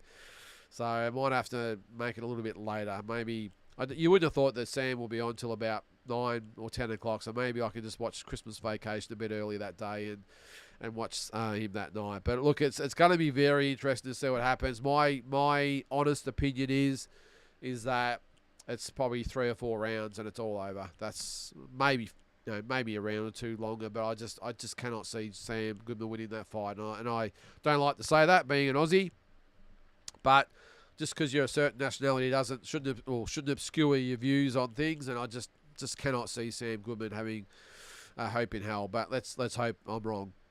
Is that right? $70 for the Zoos. Yeah, it'd be interesting to see whether they'll be able to charge that much going forward. People are going to vote with their feet, I think, or with their wallets. Yes, Eminem. Andrew Maloney's fighting a tie this weekend in Melbourne. Yeah, I'm actually going to be at that fight, Eminem. I'm going to go down and support Andy at the Melbourne Pavilion. His opponent is not as bad as you see some guys or some opponents. Eminem. I did actually look at him today. He's actually 26-4. Sorry, no, he's not fighting him. He's 47-6-2. He's a Thai journeyman. Make no mistake about that. But I think that's sort of what Andrew wanted. He just wants a fight before the end of the year. There wasn't much coming. Top rank, I don't think, are in this conversation at the moment. There's not much happening. He just wanted another fight to round out the year. Took whatever he could get. So I've got no problem with it. Jumped on a card down here in Victoria. So I'm not. It's not like Andrew's gone out of his way to fight this guy. I think they just wanted someone that was tough and durable. His name's... Well, I'm not going to try and pronounce his name. I have a hard enough time pronouncing other names. But he's 47-6-2. Has been stopped a couple of times, but not for a long time. And the guys he fought were not too bad. Were pretty good. So, look, he's a credible opponent, Eminem, and I think he'll give Andrew some rounds. But again, it's not like Andrew's gone out of his way to choose this guy. It's just he's just said, look, I need to get on a card. I need someone that's going to give me some rounds, and he's taken this and he's got the opportunity. So, it is at the Melbourne Pavilion this weekend. If you want to come down Sunday night, which is surprising, it is the 15th. So. Yeah, that's Sunday, which is a bit unusual, but I'll be there anyway. Mark, are you going to the Tim Zoo meet and greet on 18th of January in Melbourne? Yeah, we'll see, Mark. I did see that Costa Zoo is in Melbourne, isn't he, too? Is that the one, or is that a separate one? I did see that Costa's going to be in Melbourne and Sydney for a sportsman's night. So, we'll see how we go, Mark. If we've got nothing on, I'd love to be there. So, I'm not sure I've said this on here before, but we actually had, I had Costa Zoo down here in Bendigo about 20 years ago for a sportsman's night. Packed the joint out, he did. That was 2003, so obviously pretty much at the peak of his powers, and such a great guy he was. And people loved it, and they had all the council members there, and they absolutely loved Costa. So, but we'll see how we go, Mark. What's that, Peter? If CBS had fought Opatari, would have needed sponsors on the soles of his shoes. Absolute punching bag. Yeah, that wouldn't have ended well for him, Peter. Make no mistake about that. Jules says, I'm excited about a possible Jai versus Zerto fight. They've both established themselves as the two best in the division. I think Jai wins, but I think it will be competitive for a bit if it happens. Yeah, it'll be competitive for probably the first, I think, 3 or 4 rounds, Jules, and then I think Jai gets on top of him. What's that? Talk about Zerto going up too heavy. Talk about Zerto going up to heavy sooner rather than later. Geez, didn't he start at like a middleweight or something? That is nuts. Because he doesn't look like he carries the weight too bad at cruiserweight. Because as I said before, you don't necessarily see Mexican fighters at that weight. When's the last time you saw a Mexican heavyweight? I suppose you'd probably put Andy Ruiz in that situation, even though he's a Mexican American. But yeah, it's very rare to see him that size. Peter says, I still think Andrew Maloney has a run in him. I do too, Peter, 100%. And he's in a good frame of mind. So, and look, isn't it interesting? A lot of us thought he was very unlucky not to win earlier in the year. He could have been in the ring with Bam Rodriguez last month. And whether he would have won or not is a different situation. But he could have had a big payday in a big fight with Bam Rodriguez. Loses a very questionable decision, and all of a sudden he ends up at the Melbourne Pavilion. It's very fickle how the boxing world works sometimes. Oh, okay. New South Wales Combat Authority yet to clear Webb Rose. Oh, okay, over his past. Is what the Fox News article says. Okay, what is the past? Oh, because he's had a bit of a sketchy background, has he? Yeah, I did read that. Peter says, people who didn't see Fennick fight missed an absolute champion. He was, mate, back in the day. And, we talk about Green and Mundine and Horn and Cambosis and Timzu and all these modern day fighters that, we watch on pay-per-view. Back then, it was the Jeff Fenech show, and that was it. He fought probably, 3 times a year, and every single one of this is before you could watch the fights at home. The pubs and clubs were just packed to watch Jeff Fenech fight. He'd get 15,000 to a stadium in Melbourne or wherever he fought. His last few fights in Australia, or when he was at his peak, were at the Melbourne Arena, was it the Tennis Centre? And he'd get 15,000 there, which is just unheard of for a guy his size. To get 15,000 at an event, and then to have probably record numbers in the pubs and clubs. He was just the man, and a true legend of the sport, Peter. Not just in Australia, but worldwide. Bill, I'd love to see Luke Jackson bash Garside in a 10-round fight. I believe Jacko wins 7-3, but in today's world, Garside will still be loved by media because Luke won't wear the pretty dress or nails. Is Luke maybe looking to come back, Bill? I didn't read anything about that, but there would be a good fight. I think Luke Jackson could beat Garside. No dramas. Could beat Harry Garside. Don't know whether Harry will be back. I'm not sure. I know there's been talk about it, Bill, but I think Harry's got to make some very hard decisions about what he wants to do with the sport, I think. Not sure how anybody that gets to a world title then wins it but loses his next fight is a hype job. I agree there, David. If you get to world title fights, the hype was real, but there is nearly always someone better. And that's what I said before, David, that when you got to beat the champion to win the belt. Then even if you have a voluntary, that's great. Still going to be a good fighter. Then you've got the mandatory after that.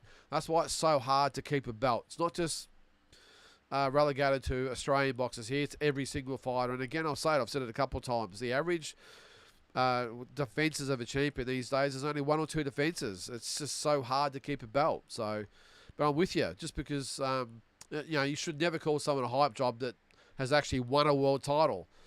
That just is the is the exact opposite of what a hype job is. They've actually won a belt. Someone like a Chris Eubank Jr., that's a hype job. Not so much these days, but back in the day, never fought or won. Did he fight for a world title? Maybe. It hasn't won a world title. It's still in his 30s and still looking for it. Now, that's probably the classification of a hype job. But someone that's won a world title, you can't define that as a hype job. No way. What's that there? Great video from Mazudia on his Instagram in relation to Sonny Edwards' retirement, explaining just how hard it can be as a fighter. Cohen seems a true warrior who, in my opinion, gets used and abused by promoters. Yeah, he's a good guy, Cohen Mazudia. When I say a good guy, I haven't actually met him, but from what I've seen on his social media, Tommy, he speaks really well. I think he's had a pretty hard life coming up. Some ups and downs through his personal life, I think he's one of the good guys in the sport, Tommy. And I did see some of that what he said about Sonny Edwards, and it's good to get another boxer's perspective on it. And I thought he spoke really, really well. And I like Cohen too because he'll fight anybody, anywhere, anytime. And I'm glad he got the fight with Nikita. I know it didn't end too well for him, but maybe I don't know if he's been abused by promoters, unless it's been with these purses. But I think he's had a lot of opportunities. I think he's been looked after pretty well by No Limit. So I'm not so sure he's been abused. But again, I don't know the situation with all his other fights. Maybe the Victorian government could borrow some money from China. Then we could have a big fight card at the Northcote Town Hall.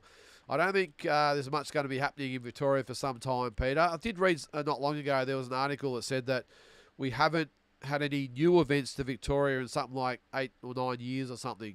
We've still got the biggest events in Australia, of course, Melbourne Cup, the tennis, the Formula One, obviously AFL Grand Final is the biggest event in Australian sport, and bits and pieces of other stuff they have here. But did I say the tennis? I'm not sure I said the tennis, whatever it is. But so we still have all the biggest events, but there's been nothing added to the calendar, Peter. And what's happening is the other states have now said, we're going to start spending some money and trying to get other things like the big fights and UFC and all that, and in New South Wales, the Everest, the horse race. So the other states are coming with a rush. So this government, if they stay in, Peter, we're just going to be left behind. Because they're not innovative at all. They abuse all the money that we give them. They don't spend it wisely. I did see, I won't get too much into political sort of things, but Jacinta Allen was at the synagogue that got bombed the other day. She turned up for the photo op. She got drilled by all the Jewish leaders there. What are you going to do? They threw all these questions at her. And you know what she did? Our fearless leader, she turned around without saying a word, jumped in a car and drove off. So she went there for the photo op, got confronted with some legitimate questions and did not have an answer to give. And her solution to the whole thing was to jump in a car and drive away. Piss weak, Peter. And as long as we've got these spineless jellyfish running the state, Victoria will just continue to be a shithole and becoming more and more of a shithole while the other states just go straight past us. So, anyway. And even, I'm sort of hoping, Peter, that no matter what side of politics you're in, you know, over in the States with Trump over there, that it might just encourage some politicians here in Victoria to pull their finger out, take a leaf from his book and speak or relate to the average person out there. That you know, to try and relate to the average person out there and try not to. Well, they sit in their ivory tower, as most of them, and have no idea what the average person goes through. Because all these, like Jacinta Allen the other day, it was embarrassing to see her just like a stunned mullet, like a rabbit in the headlights, not having any idea how to address someone with a legitimate question. And these weren't questions of like being aggressive or rude or nothing like that. They were just legitimate questions, and she did not have one answer. And she just jumped in a car and drove off. Got her photo, by the way. And that was it. Piss weak, Peter. Anyway, enough of that. Breakaway. Justice Hoodie's back out on Wednesday. Yes, can't wait for that. Breakaway. Larfield, Connor Wallace, McIntyre. Looking forward to Kuso Miller. Yep, I hope it's an exciting card. And it's going to be a long card, though, Breakaway, unless they have some fights earlier on in the day, because it starts at 7, and there is a lot of fights on that card. I think there. I'll just quickly bring it up as we're going here. There is, where is it? All right. So it starts at 7 o'clock on DAZN. There is 2, 4, 6, 8 fights on the card. And there is 58 rounds in total. So you may as well say that's 6 hours of viewing. So let's hope on a Wednesday night, by the way, we're not up till about 1 o'clock in the morning. So now that's 7 o'clock Queensland time, isn't it? So I think that would make it 8 o'clock. Is that right? Are they behind or ahead of us up there? Hang on, just give me 1 second. Brisbane. So it is currently 7:30. So it's 7 o'clock. It's going to be 8 o'clock Victorian time, and probably Sydney time. So it starts at 8 o'clock, and we've got 8 fights and 58 rounds to get through. So yeah, let's just hope they have 3 or 4 fights before the actual televised card starts, or else we'll be here till 1 or 2 o'clock in the morning down here. But all that aside, Breakaway, yeah, it's great to have. I'm looking forward to seeing Vegas Larfield back. Big fan of Vegas. So let's hope, yeah, it's a good card on Wednesday. What's that there? Who's fitter, you or Neil? Definitely Neil, Andrew. Getting a little bit old in the tooth at this stage of my life, but no, I still train, I still do that. But yeah, Neil's got a bit of youth on me, mate. Eminem, Jamal Charlo hitting, come back at 154. I did see that Eminem. He did say that he's back or not in recess anymore or something like that anymore. So hey, if it is the case, it'd be great to have him back in the mix. I just hope he's serious. And I'll hold my judgment until I see him actually back in camp and a half-decent fight lined up. Crawford, Charlo. I wouldn't have thought first up Eminem. I would think that Charlo would have to have some sort of fight, wouldn't he? A tune-up, although who knows in this day and age. Crawford's not like he fights often either, so maybe. BJ, Matchroom had a contractual obligation to have a fight at the arena in Puerto Rico. Okay, hence the fight. It was supposed to be Matias' return fight before the fight. Okay, thanks for clarifying that, Big J. Okay. Any chance of raising the stream volume? Yes. Sorry, that's my fan going. Sorry. You can't hear me over that. I'll get a little bit closer to the microphone. How's that? It's not a vacuum, though. Where is it there? I think I've got... hang on. I can raise it a little bit there. Is that a little bit better? I think that... I'll just put the volume up there. Was at 90%. Now it's at 100. So hopefully you can hear me loud and clear, Carlo. I'll talk a little bit louder, but I've got to have the fan on, or else I'll be just sweating at the moment. All right, Jules. Aussie 175 seen as emerging as a sleeper of a division. Paulo, Connor, Clay, Jack Gipp, Austin Acusio, Kira Ruston, a few guys like Max McIntyre, Xavier Fletcher, Max Reeves who could move up. Good point, Jules. Some really good fighters in Australia at the moment. We've got a middleweight and super welter is good divisions as well. So yeah, it's a really good division there, Jules. I agree, mate. So let's hope we get a lot of fights between those guys, and that's what happens when we've got not just No Limit, but Tasman in there as well. We might start because they need quality content for their pay-per-views or DAZN shows. So we need guys like these to be fighting each other. So hopefully we'll see a lot of these guys against each other over the journey. Keep going through there. What's that, Mutsy? Saudi card is going to be a tough day. Up at least 5 a.m. and putting up with all the other hoo-ha they put on, but still what a great card, yeah. But 84 rounds, Mutsy. I love the boxing, but that is a lot of fights to get through for the day.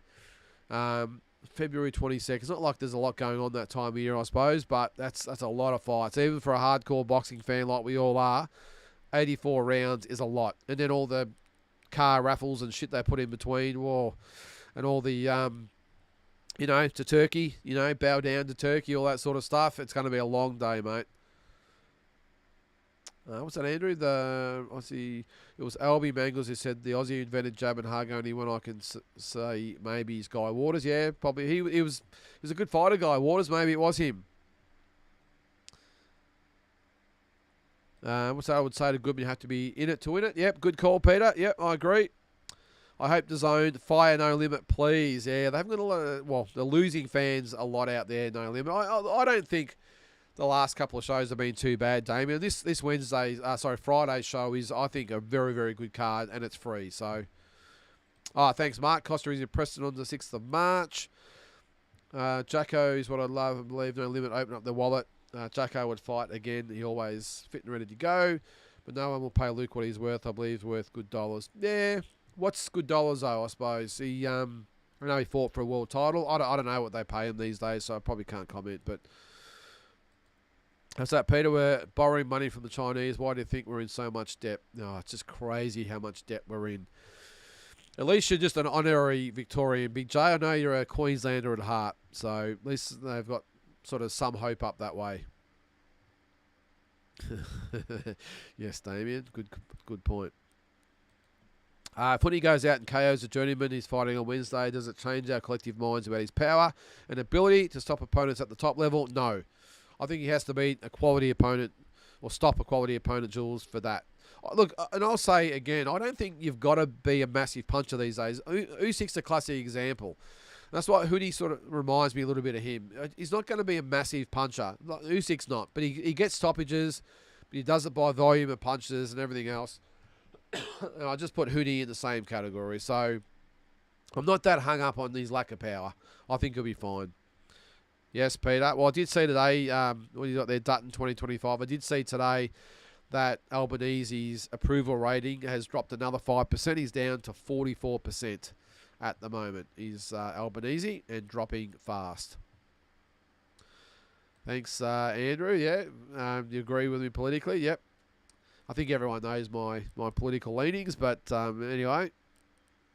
Did you see my video on the Trump burger? Let me know, guys. It was a lot of fun to be there, to go to Trump Burger. You've never seen anything like it, in the middle of nowhere, and you walk in there and he's just Trump City. That was pretty crazy. It's a real tourist attraction in this little town out in the middle of nowhere. Oh, okay. Politics deep dive coming soon. Nah, you'll never get me talking about politics on here, Jules. Or not getting in a debate with anyone about it. My golden rule, Jules, is that this is what I sort of go, my mantra in life is that I got no dramas, people knowing my political leanings, but I'll never debate or get into a discussion with anyone that has differing opinions to mine, because no matter what I say to them is going to change their mind, no matter what they say to me is going to change my mind, so why even bother going through the process?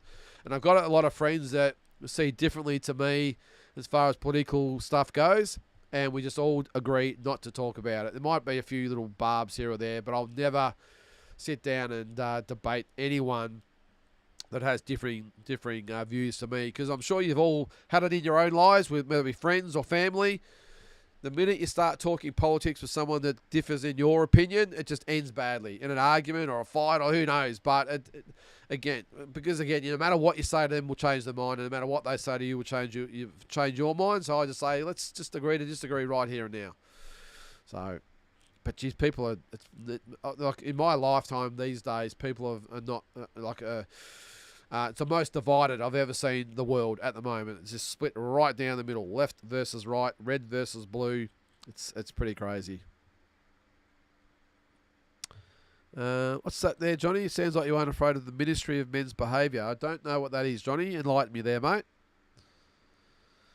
Politics deep dive. Well, if I did that, Damien, I'd have to get my wife Tara on. She, if anyone should have a politics show, it's her.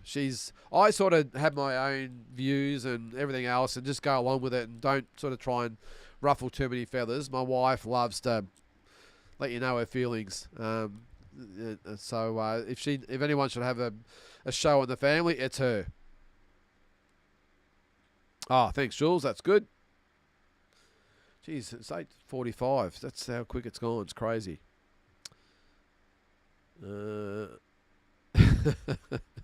Melanie Thump in a thong. I like it. All right. Taylor Swift in a thong. Okay. I watched the Trump burger. Yeah, it was pretty crazy, Peter. It was to walk in there and look. It was what you would imagine in a place in the middle of nowhere in that part of the world in Texas. The John Deere hats, the flannel shirts. The cowboys or the farmers in there enjoying their Trump burger. It was pretty crazy, and just reveling in all things Trump.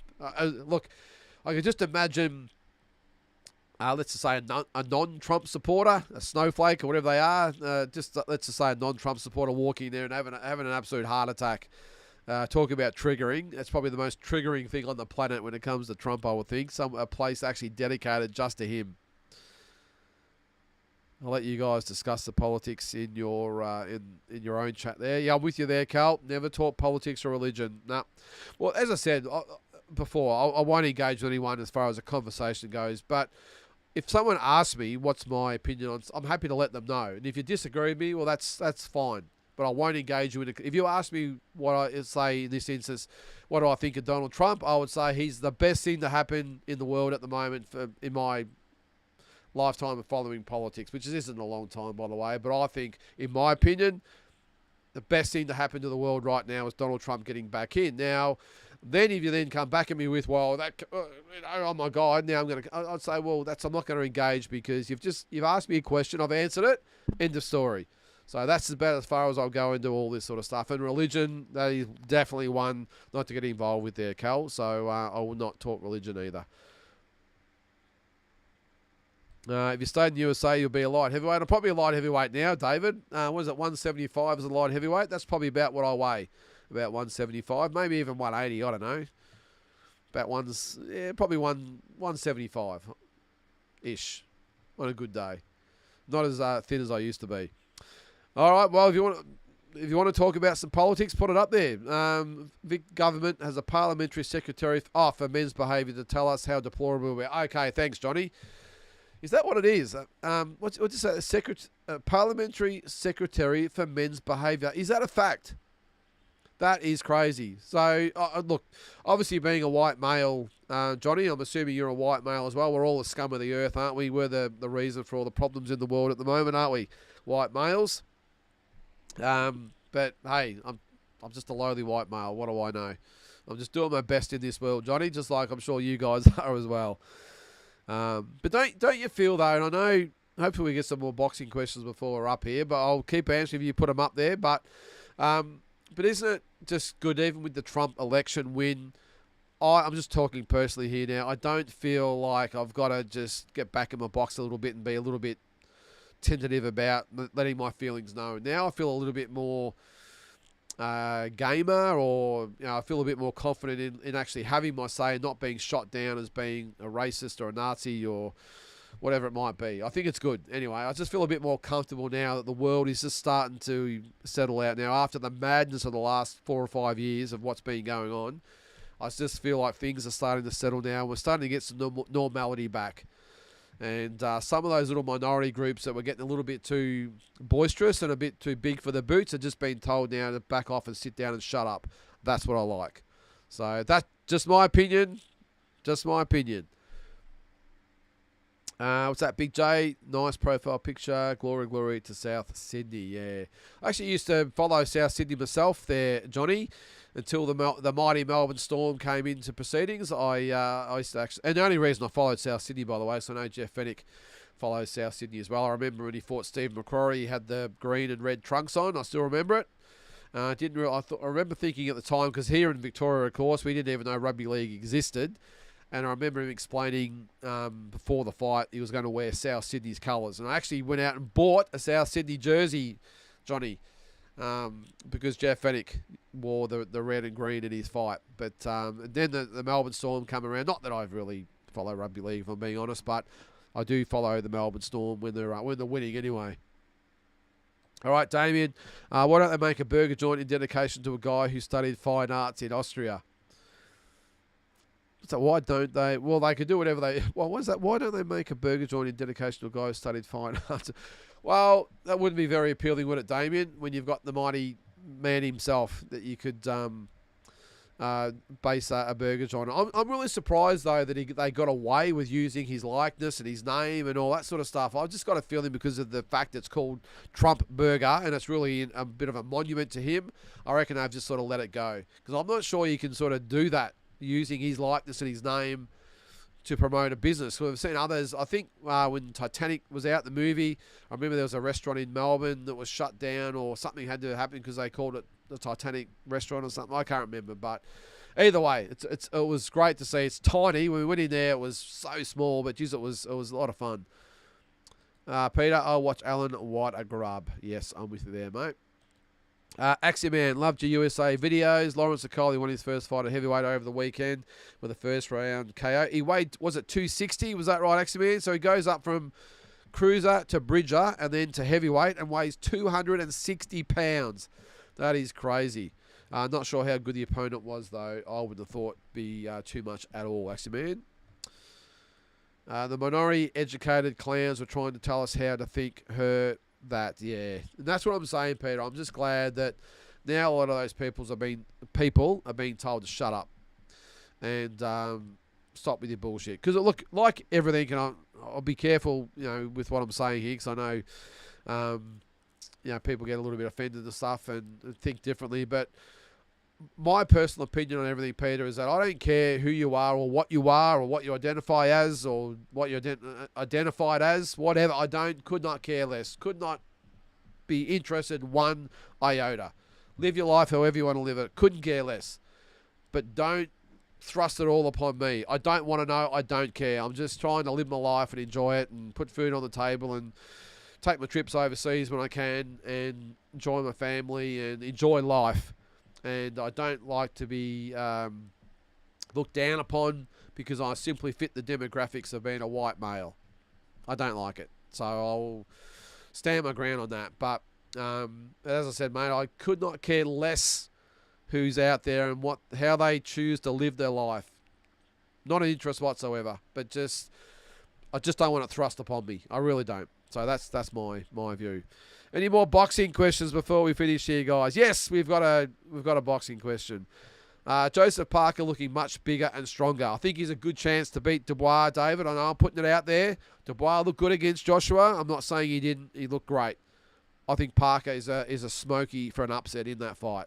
I think in his own way, Dubois is still limited, and I think Parker, the one that's showed up in his last couple of fights, has got a very good chance of beating Dubois. But we'll see. I'm glad he's got an opportunity. That's probably the thing I will say, David. I'm really glad that Joseph Parker has got this opportunity because if anyone in the heavyweight division has earned a crack at the title or one of the titles, it is Joseph Parker. So I really hope he gets the win. I really do. We're going to see the best ever version of him against Dubois. I hope so, David. This is Parker you're talking about, for sure. What's that? If any current fighter could make you go out and buy an NRL shirt, who would it be? As in which fighter? What's that? If any current fighter could make you go out and buy an NRL... Oh, okay. Who would it be? Which fighter? Oh, Jaya Pataya, Jules. If he told me to go out and buy a... What's the ones? The Eels. Who are they? And I think the Eels is the worst nickname I've ever heard, by the way. It's a Parramatta Eels. If Jaya Pataya said to me, Lynden, go out and buy a Parramatta Eels outfit, I'll wear red, blue and yellow in the ring, you go buy a jersey, I would do it. 100% for Jai. He's the Australian fighter. Internationally, would it be? Probably Canelo. I still love Canelo. But definitely in Australia, mate. If Jaya Pataya said to go buy a jersey, I would. 100%. What's that, actually? Bill Haney posted fake scorecards on the weekend trying to prove that Devon beat Ryan Garcia. Is that right? He needs to move on and accept Devon lost. We'll talk about living rent-free in someone's head, actually, man. That's definitely Ryan Garcia in the head of not just Devon, but also Bill. They've got some serious issues. They've just got to let that lie. And I think the best way to handle that would have been to say, hey, look, still get stuck into Ryan because of the indiscretions involved. But to more say, we're going to get over that fight. We're going to put it behind us. We're going to move on. We're just going to move forward and really forget about that fight. I think they would have got a lot more credit than this continuing to harp on about that loss. Now, I didn't see that, by the way, but if that is the case, that is crazy. Fake scorecards. That's nuts. What do you got there? We up for deep dive on Thursday night. The chump should be good as well. There was no real... I suppose we've got the fights on Friday to have a look at. But BJ, we'll have a look, mate. I'll see what I've got organised. I've got a pretty busy week this week getting back in the swing of work, but we'll see how we go. Because what do we got? I probably would think, and the show obviously talking about is fight week. So I'm just thinking, I think we'll definitely do one we'll probably do a double header actually, because we'll have Christmas week will be Usyk and Fury and Goodman and Inoue. Definitely will do one for that. And just actually on this week as well, we'll be doing a live watch along on Friday night, not Wednesday night, for the DAZN card. I won't be doing one, but on Friday night for the No Limit on Fox, there will be a live watch along from 7 o'clock. So tune in. It's a really good way to interact with myself and other fight fans out there. It's not a live stream, just to clarify that. It is a watch along, so we all watch together and comment and question each other, whatever it might be, discuss what's happening. So keep a lookout for that. But as for fight week, the show, I'll just see about that one, mate. But definitely we will do the Christmas week one with Usyk, Fury, and Goodman and Inoue for sure. They could name a burger after Andrews and call it the Grub Burger. I like that, Peter. How about the Scum Burger? Something like that. But Grub's not too bad. The Grub Burger. And he might have come in doing what he deserves to have come in doing, Peter, because this hit and run thing that happened, about 10 years ago now, is now going to federal court.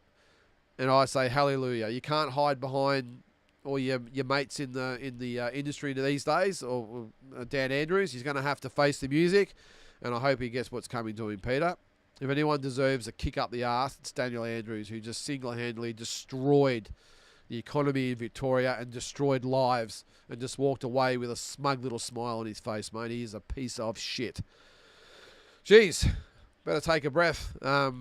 Take a drink before we finish off. What do we got there? What's that? I'm actually pretty left. Wong, but she has gotten crazy. Is that Penny Wong? Yeah. Is that her? Penny Wong? Yeah. Not a fan of her, Johnny, if I'm being honest. Parker's in his prime, and I agree he gets the win. That shows you how good Opetaya is after watching the Massey Parker fight. Opetaya cooks Parker. Yeah, I think in the next couple of years, Peter, you're going to see Jai Opetaya really become one of the biggest names in the sport. Tigers. Well, who are they, Cal? Is that the West Tigers? Is that what they're called these days? I know there's been a few name changes in there. The West Tigers. Yeah, well, whoever. Whatever. I'm not a big fan of Richmond here in the AFL, Cal. The Richmond Tigers. Not sure I could go for the West Tigers. Yeah. What do we got there? Oh, here we go. We're already started with the footy talk. I can't wait till the Pies beat Carlton ×2 in 2025. Same old, same old. Peter, I wish I could argue with you, mate, but end of the day, what am I going to say? You've beaten us since Voss has been in charge of Carlton and McRae has been in charge of Collingwood. What's it been? 5 out of 6. You've beaten us. And 4 out of those 5 wins you've beaten us have been by under a goal. So I wish I had something to come back at you with, but I've got nothing, mate. So you're going to have to get me on that one, unfortunately. I've got a feeling, though, next year the Blues will have your measure. I think they'll beat you twice next year. It's about time. Did you know, here's a bit of trivia for you, Peter. Carlton haven't beaten Collingwood in a Carlton home game since 2012.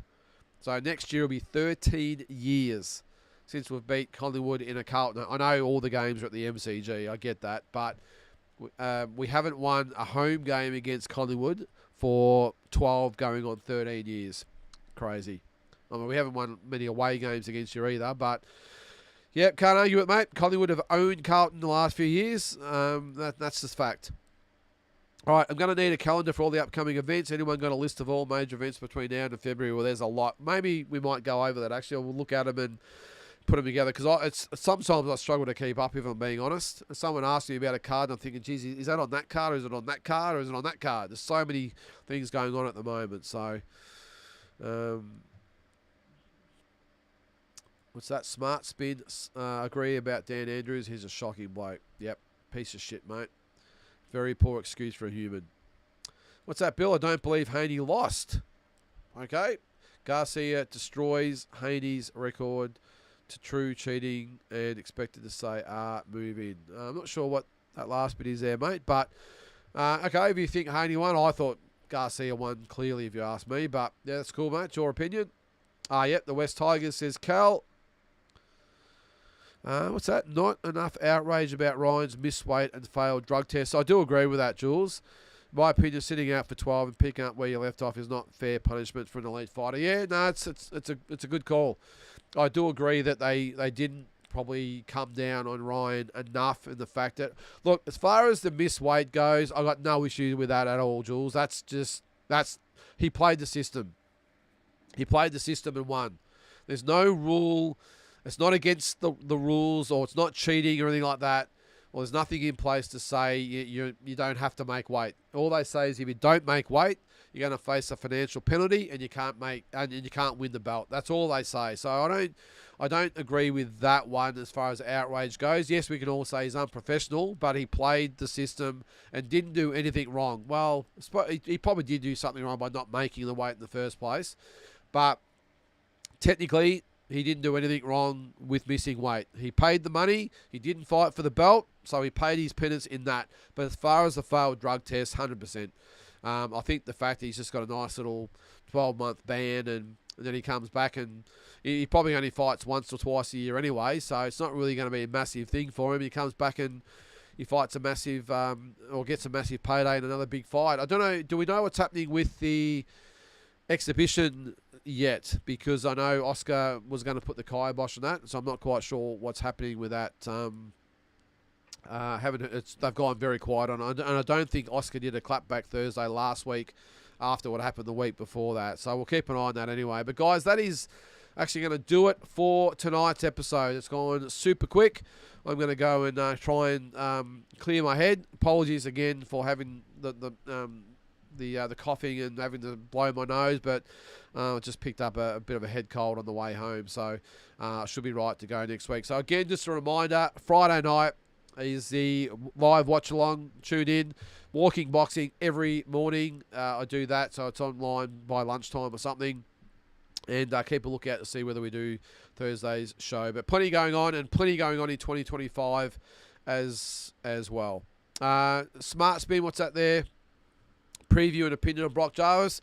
Probably haven't got time to do it right here and now, mate, but watch Walking Boxing. I will be doing, as I said, I do a probably 15 to 20 minute video every day, and I will preview and talk about Brock Jarvis's fight as well. So Andy, thanks very much for the super chat there, mate. I'll read that out before we go.